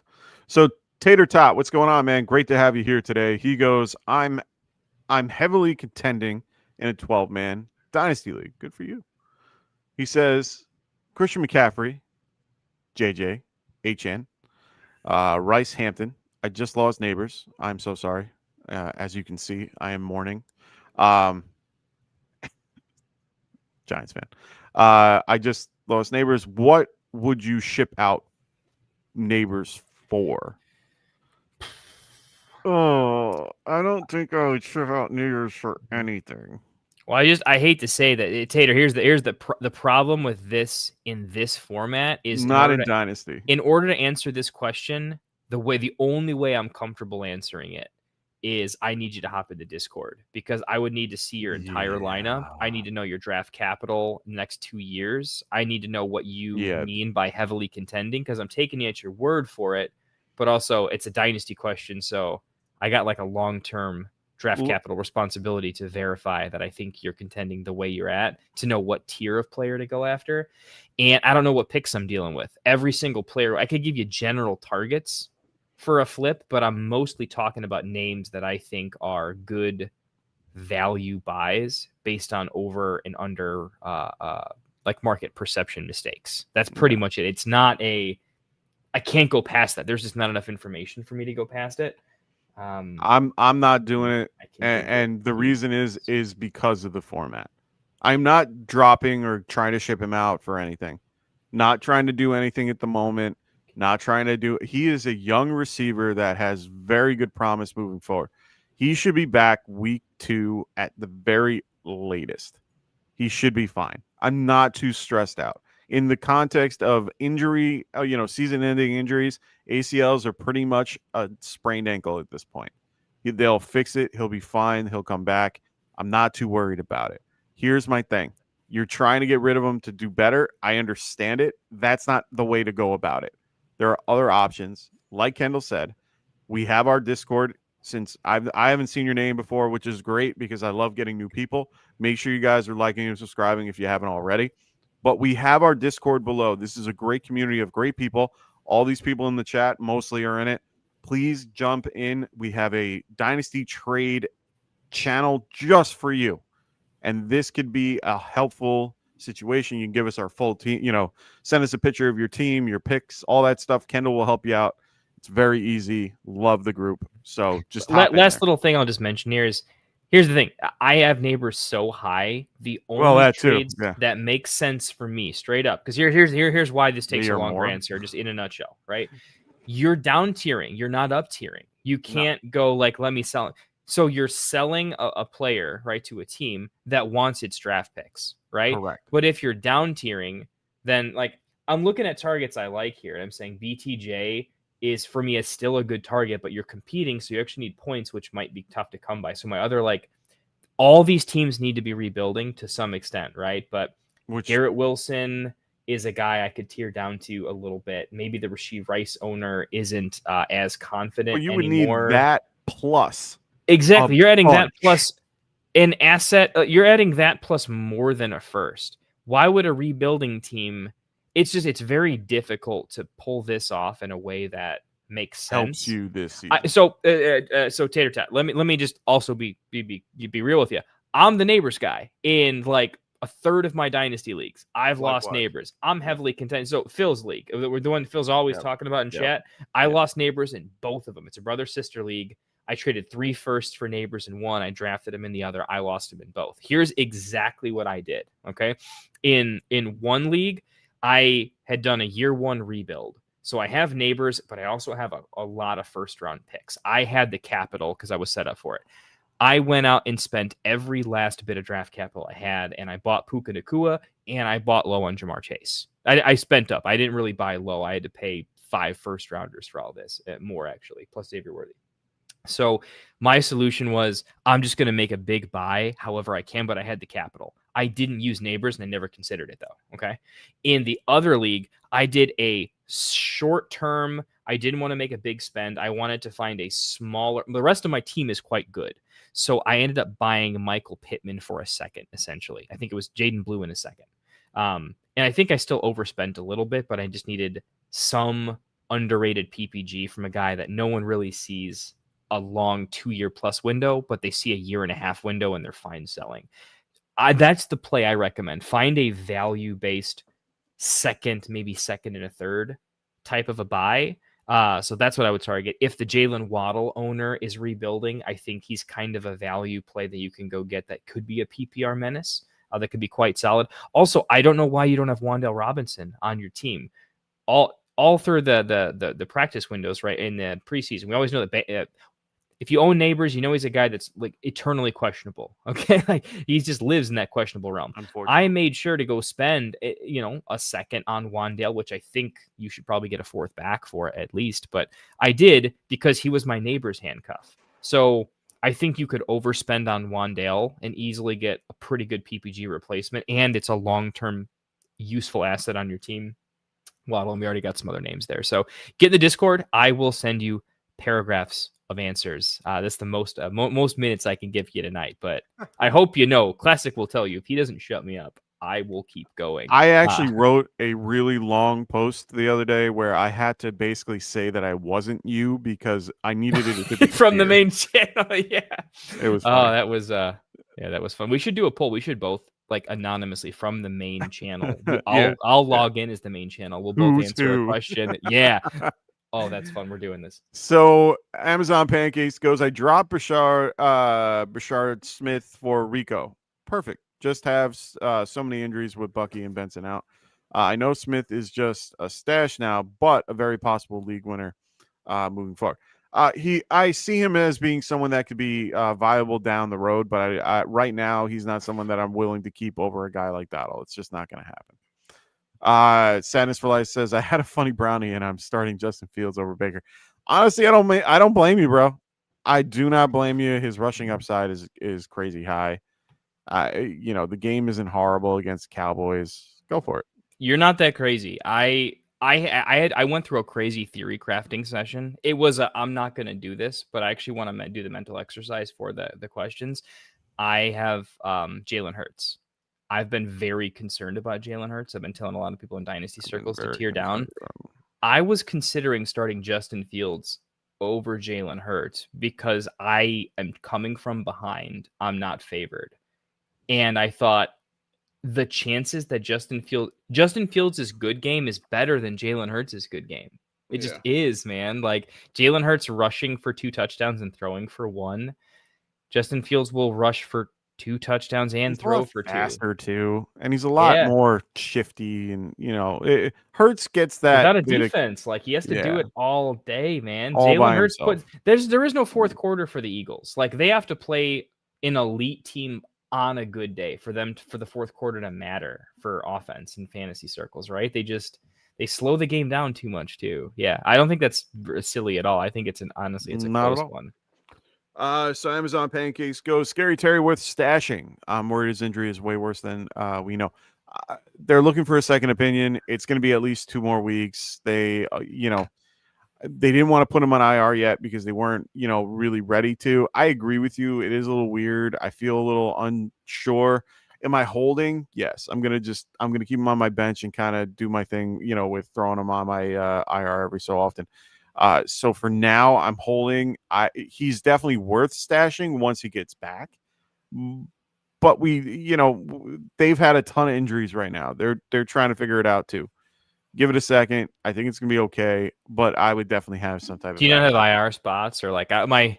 Oh my God! One guy, I saw something in the chat. I'm like, you don't have an IR. Like it didn't sound like he had an IR. I'm like, just put him in the IR and pick up this guy.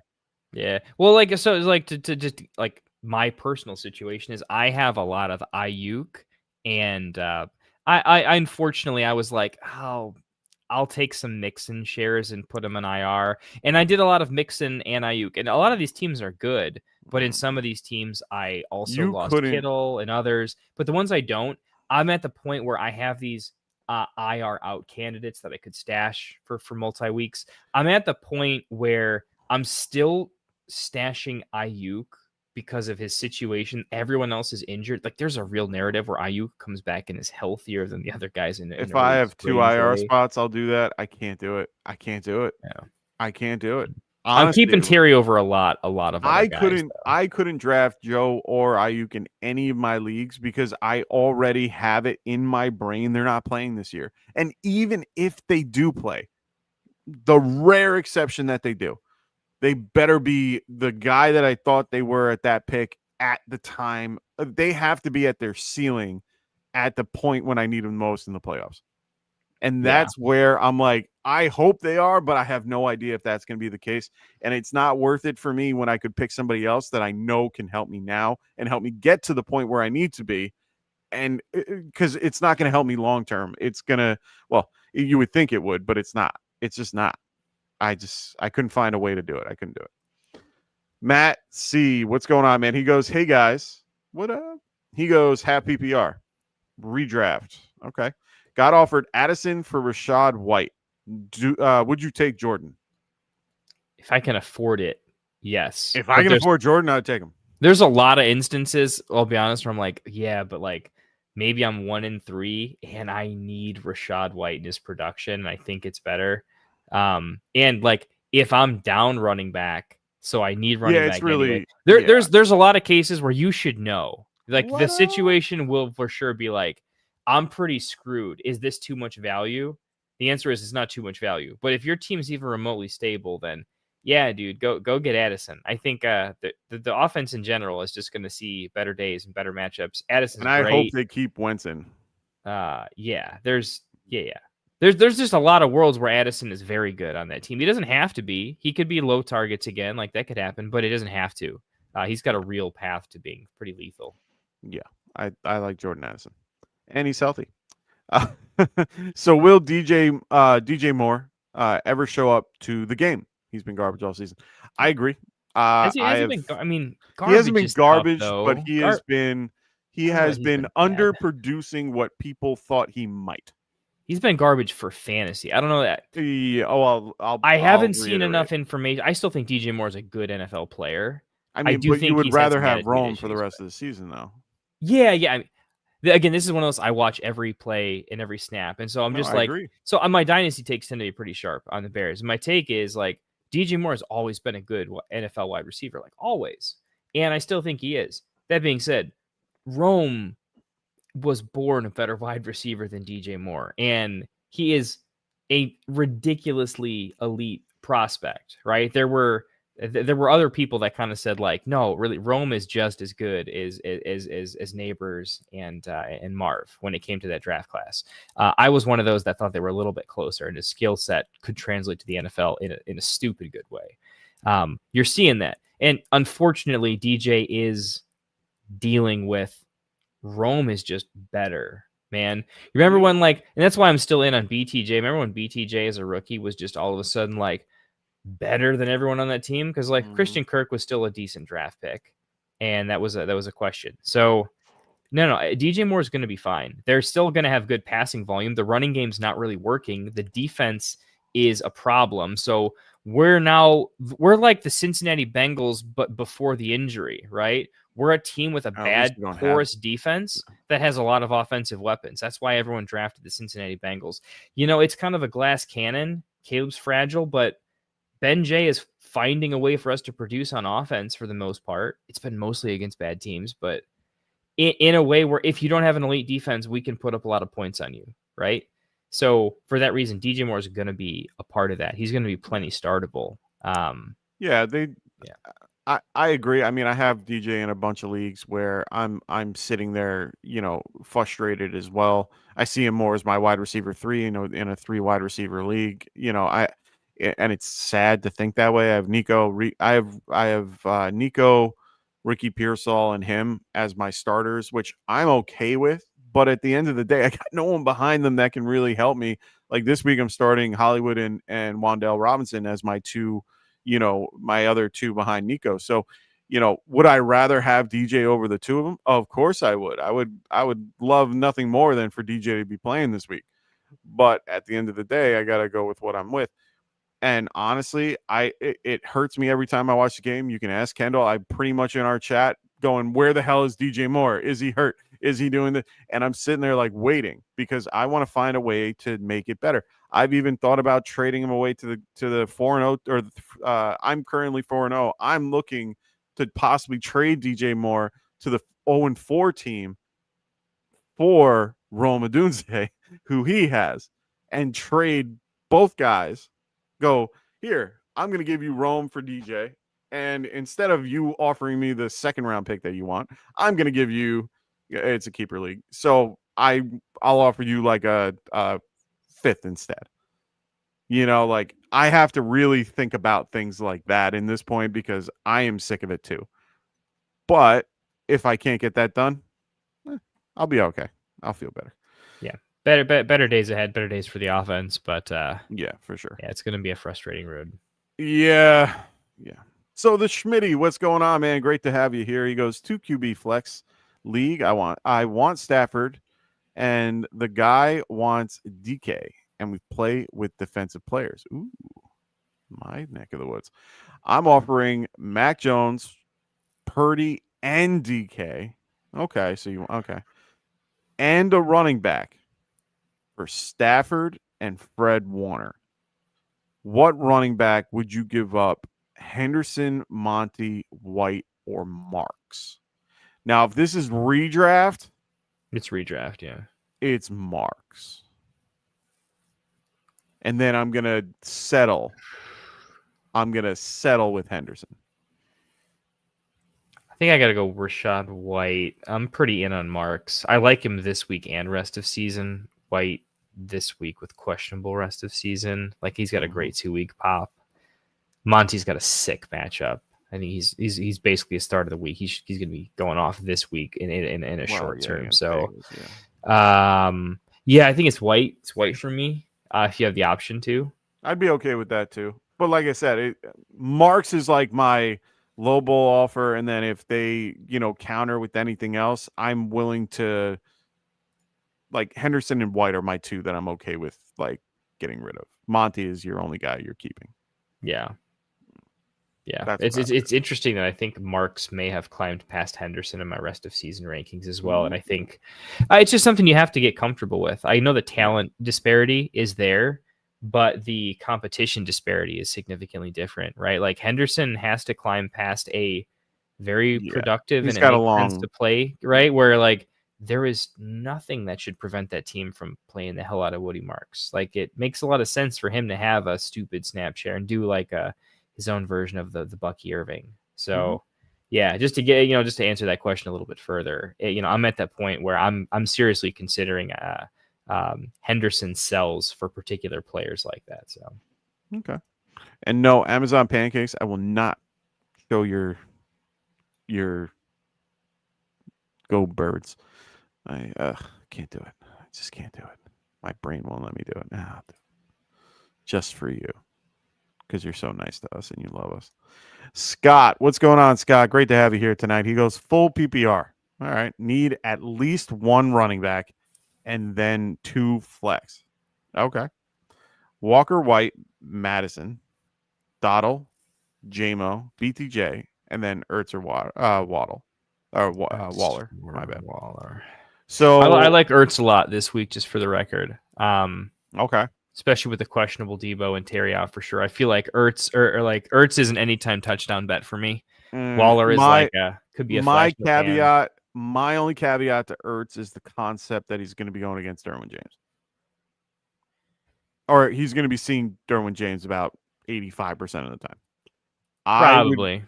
I would feel a little more comfortable about Waller against the Panthers. In my opinion, I would rather have Waller over that. So for me, it's Waller. I like Ertz. He's comfortable. He's safe. Waller's more upside and more ceiling. So if you need the ceiling after facing, a buzzsaw on Thursday night from one of the 5 guys that went off, I am okay with playing Waller over that. And then Ertz if you're, pretty much in the lead or, you want to stay conservative. For the other ones, it's a little easier for me. I'm going with all running back. I'm going to go Walker, White, and Dottle. Madison's the only guy that's going to be taking a seat today. Going Walker, White, J-Mo's the only difference there. Yeah, J-Mo I understand, and J-Mo is my ceiling play for the same answer as the other one. If you need applied team point total of 30, highest on the week. That's just so many points to allocate to. Well, but an offense. That's the other part that's annoying is because that game is so out of hand to the point where you don't know who's going to be scoring the whole time. It could be another freaking Amon-Ra St. Brown 6 touchdown game for all we know. Laporta could score 2 touchdowns and have the only good, So, and I understand it. So, like I said, if you are currently behind J-Mo, if you are currently in the lead, Dottle, if you are currently tied at 0, I'm going Dottle, Walker, White. They give you the best. They're the most comfortable that you can use, and they're the most consistent out of all of those.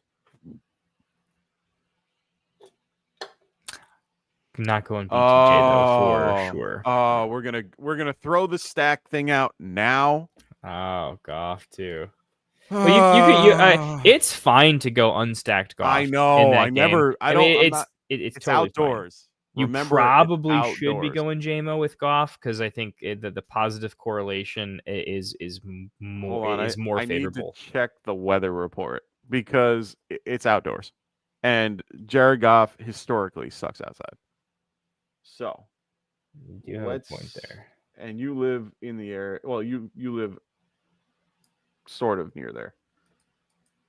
Let me see what you guys have next week. You guys have it's clear as day, 85 degrees. It's wind. It's such an insane matchup, man. He could have 5 touchdowns, dude. I'm taking a shit. I mean I can bend on JMO, but then if I'm bending on JMO, who's the one running back out of the group that you would take out? I can easily take out Dowdle because Dowdle doesn't really have a floor. He has touches, but I still just don't trust that offense to have to do anything. Okay. I still think it's one of those I'm just low on the Panthers. I think the Panthers are a goofy, weird team that sometimes don't have it. Sometimes Bryce just doesn't fucking have it. Sometimes the team just doesn't have it. Yeah. And if the other team doesn't want to play offense, it can be one of the games that just, if you watch Red Zone, you'll literally not know that game exists, No, I know. They're not going to show it ever. And, they're not going to show the Detroit game ever either. You know how Tony Pollard's suffering that with the Titans right now? It's you look at the box score, and it's he touching the ball 20, 22 times a game for 60 yards. And then he'll catch 2 passes for 11. And it's he had 7.8 points, 8.2. And it's one of those situations where a running back on a shitty offense with very little hope to do better is just sometimes I'm always going to go for some upside, right? Guess the Lions pass rate.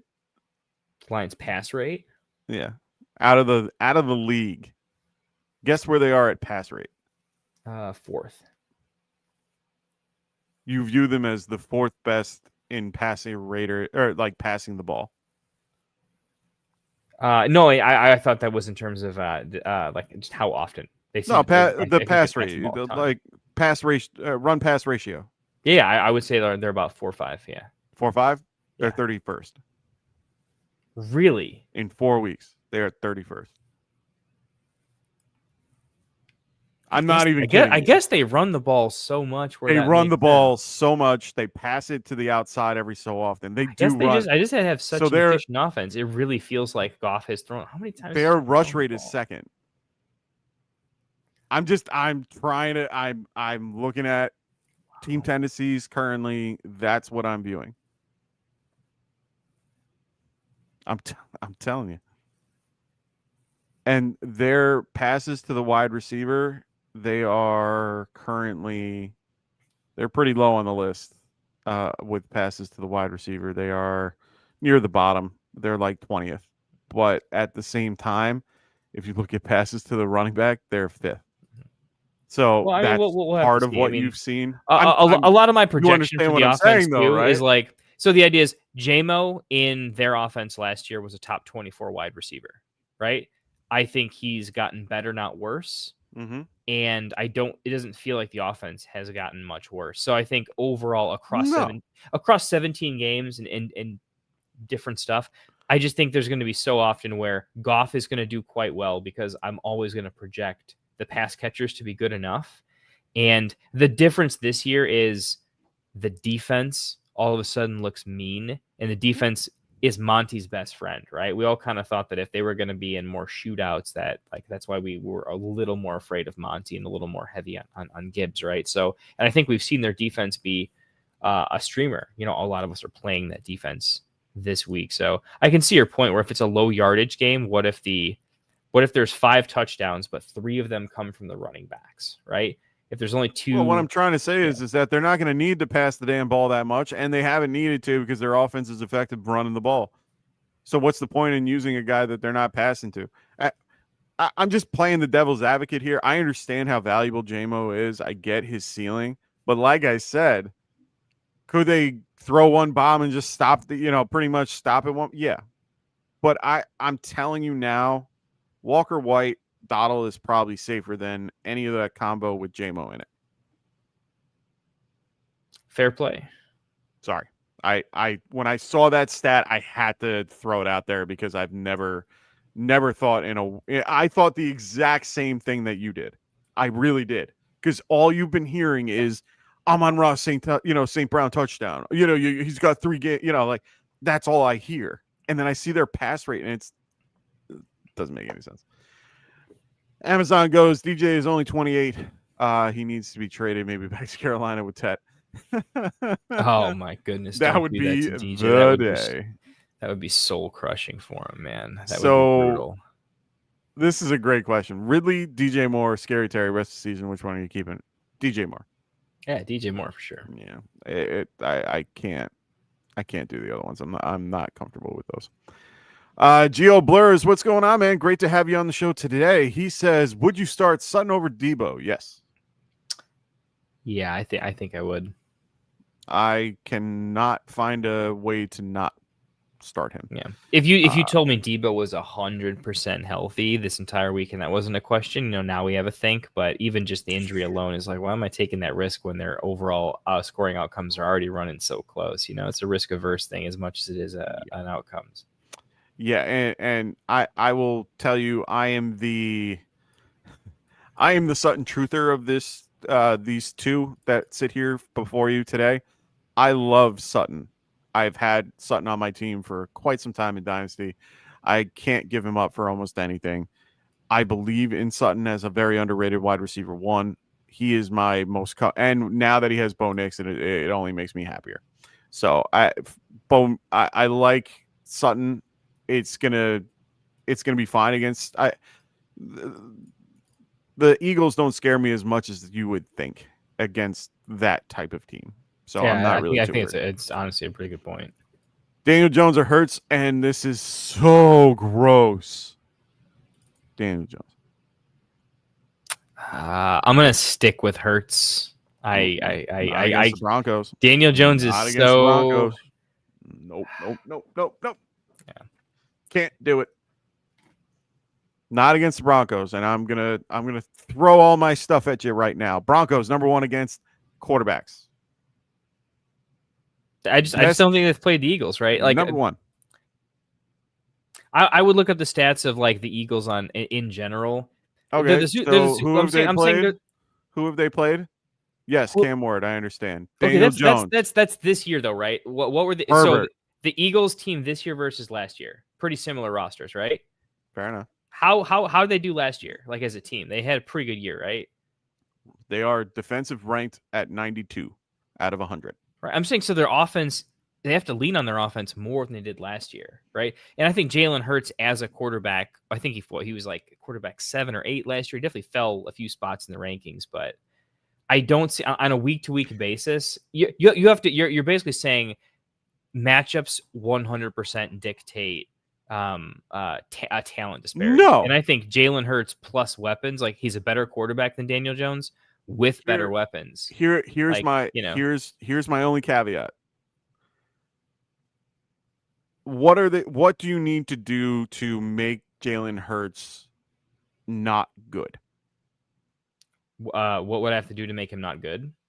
I don't stop the run and contain outside him, of injury. correct? No, I don't think there's anything you can do because if you want to completely stop the run, he cannot throw the ball to save his life. And if you make AJ Brown mad with Pat Surtain and keep the Slim Reaper a little bit, covered, which they can and they have, you then force him to just use Barkley the whole time. And if you stop Barkley and him, everything's fine. It's an easy way for me. I can't, and the Raiders, their defense isn't enough to scare me. I'll throw this out there just because you mentioned Saquon. Then, for the same reason, I think any quarterback for San Francisco is going to be fine because Christian McCaffrey gets to catch so many passes, and the Christian McCaffrey actually, we were like, you know how many rushing touchdowns he's had this year? Yeah, I get it. 0. Yeah. It's actually all been passing touchdowns to Christian McCaffrey. I think Saquon, we're going to see him more as a weapon in the passing game. We've seen it more this year than last year, but I still think there is, in the same way Jacobs had like 9 targets the other day, I think Saquon can get up there, and I think it's an element to when a really tough defensive wall where they're typical options that have been good enough to win a Super Bowl with, right? Mm-hmm. I think that's an element that's going to come up, and it's going to give Jalen Hurts some free touchdowns in addition to the tush push.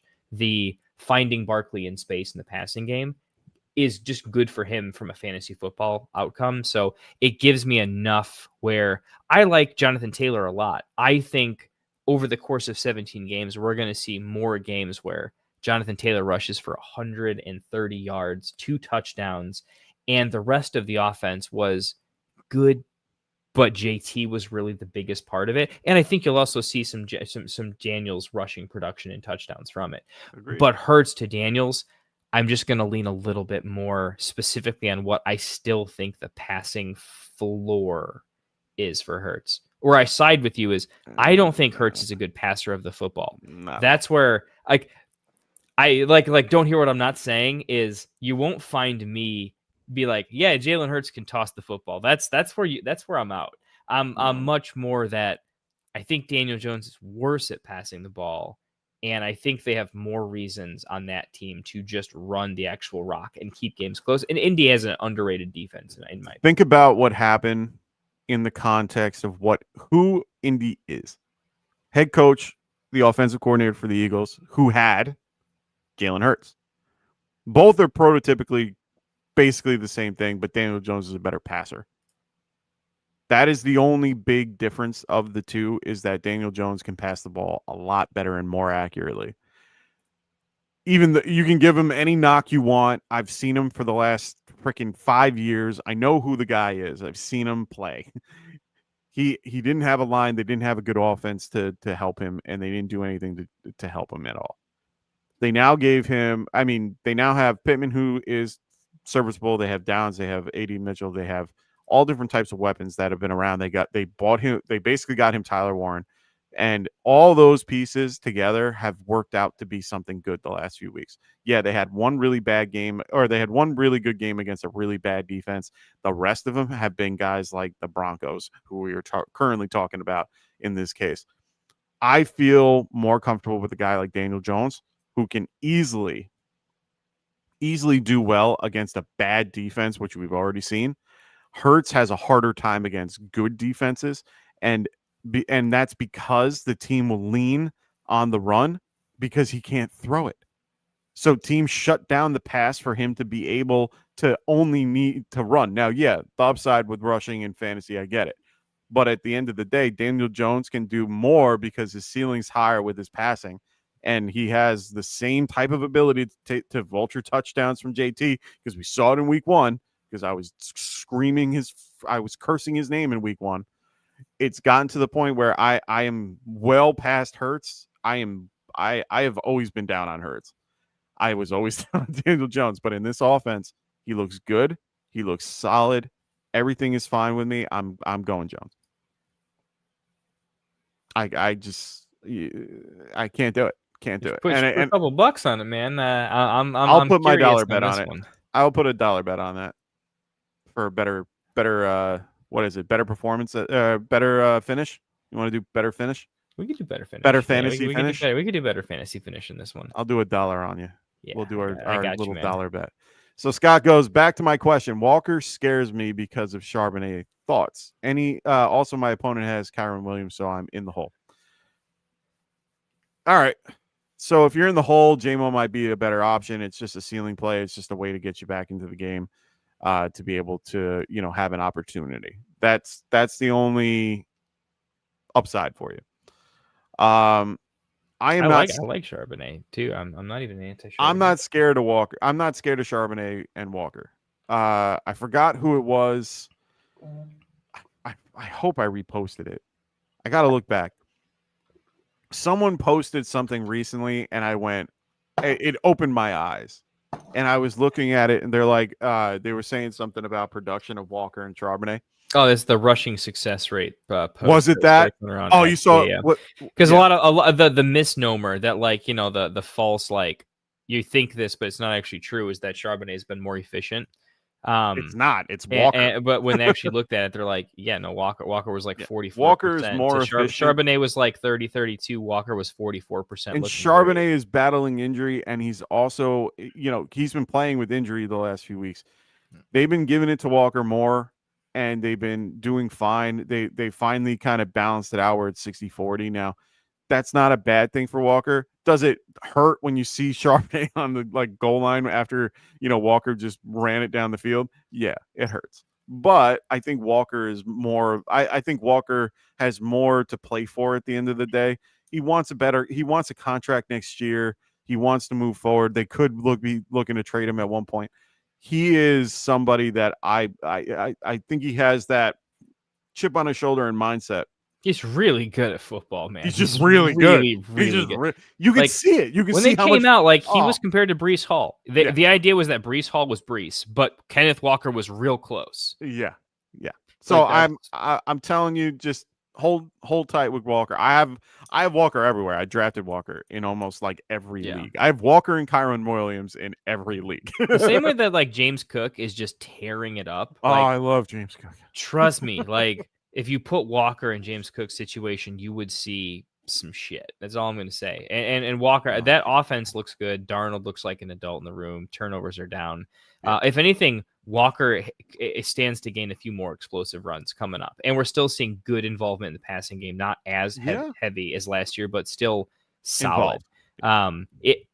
It's a small sample size. Give it 4 more games and give him the passing touchdown at the goal line instead of Charbonnet just once that game, and all of a sudden it's like, oh shit. I'm telling you, you'll be fine. Don't stress too much about it. Yeah. So Bo Nix is going to be a league winner? ? He's my QB with Indiana Jones. I love it, man. That's great that you have both. I don't know if he'll be a league winner, but I love Bo. I'm a big fan of Bo Nix. I was a big fan of him out of college.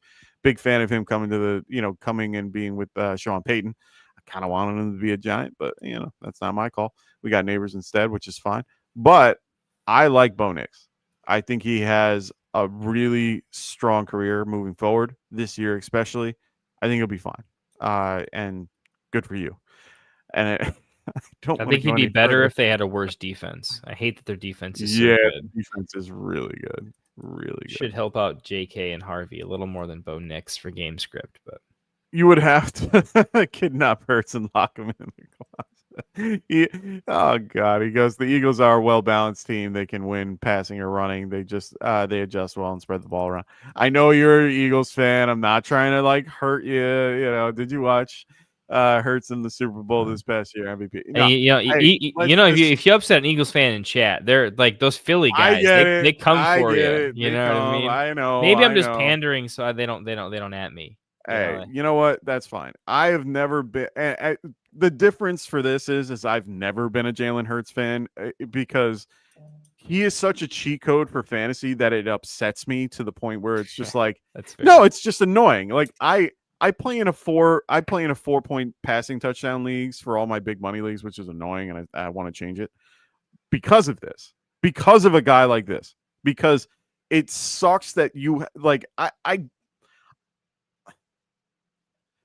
I have my nickname as classic for a reason.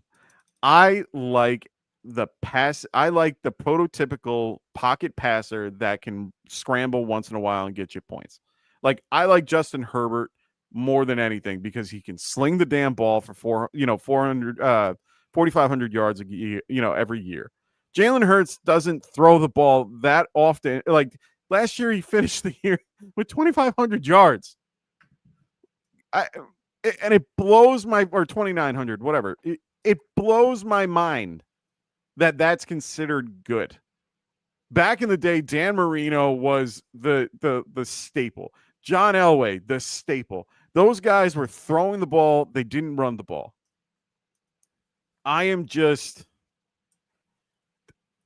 Guys like Hurts just annoy me. I love watching them play. It's great. It's fine. But at the end of the day, it just annoys me. It's just an annoyance. Do I have any of Hurts on any of my teams? No. I rather have a Burrow. I rather have a bunch of other guys until Burrow gets hurt. I know all these things. I just don't. He totaled over 300 total yards of offense, 3 total touchdowns, and his 72 rushing yards were the most for quarterback in NFL history. He balanced dual threat. I know. You're lucky you just have one of them in chat, man. But that's You got one multiple, game. They gang up on you. That's one game. I know. I'll be fine. I'm a Giants fan. It's one of those things where I see him so often that I get it. He's a decent quarterback. I'm just not a fan. I'm just not a fan of what he does. As a person, as a individual person who he is, he's a great guy. I've seen a lot of what he does. He does great, for the community. He's I just don't like anything else. And you can show me all his passing yards and all this stuff. I don't see it. The eye test does not show me anything. But that's just me. I'm allowed to have this opinion about it. I'm sorry.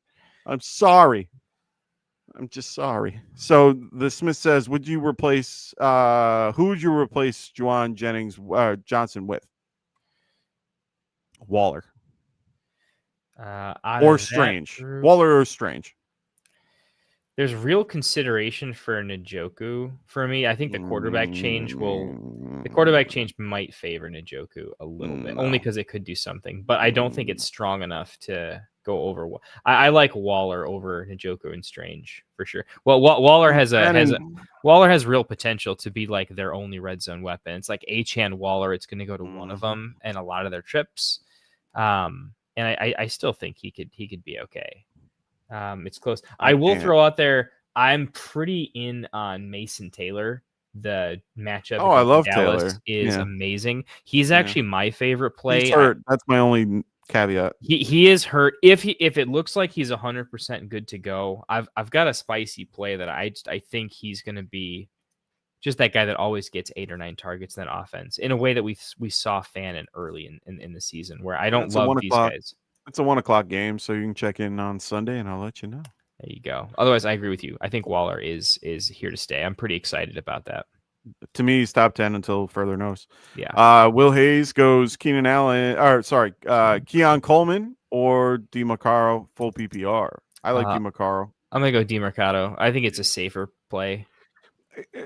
The Coleman situation is annoying. I have Coleman everywhere. I like Coleman. Great kid. Really strong wide receiver. Josh Allen is a great quarterback, knows how to run the game, knows how to do his thing. unless Coleman is in a good situation, it's hard to it's hard to really get an idea of what they're going to do. Shakir has been his, one guy that he likes going to. It's really, really tough, to be quite honest.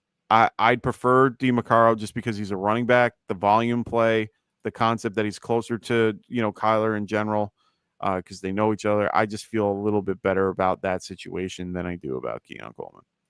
Yeah, my prediction coming into the year, one of my things to watch was, I think that between Keon Coleman and Dalton Kincaid, one of the two is going to have what some might consider a bit of a breakout, more on the mini side. It could be on the bigger side, but I didn't think it was probably likely that they both could at the same time. So I had high exposure to one of the two, but never two at the same time, typically. Agreed. In a lot of places. I am pretty big on what Kincaid's doing. I like the red zone usage a lot. I just think he's playing quite good, and he makes a lot of sense for their play style. Yeah. And until their running game slows down, and I just don't think it has any reason to, there's I think it's too many mouths, too much of a run game. And Coleman, I think he's going to take a step forward, but I just don't. I don't see enough. He's one trade away still. Oh, 100%. 100%. So I was. He goes, Giants tears. I'm just messing with you. You play to win the game. Oh, I agree. Come on now. I am complete. The coolest thing for me, and this is just one of my fun things that I like. When we have these particular podcasts and we're able to talk to different fans of different teams and all that, and for me, talking to Eagles fans, one of my favorite things that we can both really grasp is that we both hate the Cowboys. And that's absolutely right. And we can bond off of that because that's the one thing we can both agree on. Do I like you guys? Not particularly, but that's only because we're rivals in a division that I have to hate you. Just it is what it is, man. But I don't hate you, the person. I hate the team that you root for. But at the same time, it's okay for you to root for that team because I understand why you do it. I just don't understand why you want to throw batteries at Santa. I just don't get it. Just don't get it. So he goes, for a Giants fan, you seem like a good dude. We can still be friends. Yeah, I mean, see, I am a very rational Giants fan. We have a lot of guys out there that are a little bit more, active than me. And it's just a little bit, that jersey in them. Like, no, that ain't me, man. I'm not like that. I'm very understanding of my situation. I know my team sucks. Like, I know we're rebuilding. I'm excited for the season. Like, those things I'm cool with. But I have realistic expectations for what is happening. So I'm not one of those like weird guys that, I'm not like Jets fans that think they're going to win every year. Yeah, it's just not like that. All right, boys and girls, unless we have other questions, we're going to start wrapping things up. We have been here for 2 straight hours helping you guys with your team. So hopefully we were able to help you guys get through your particular start sit questions.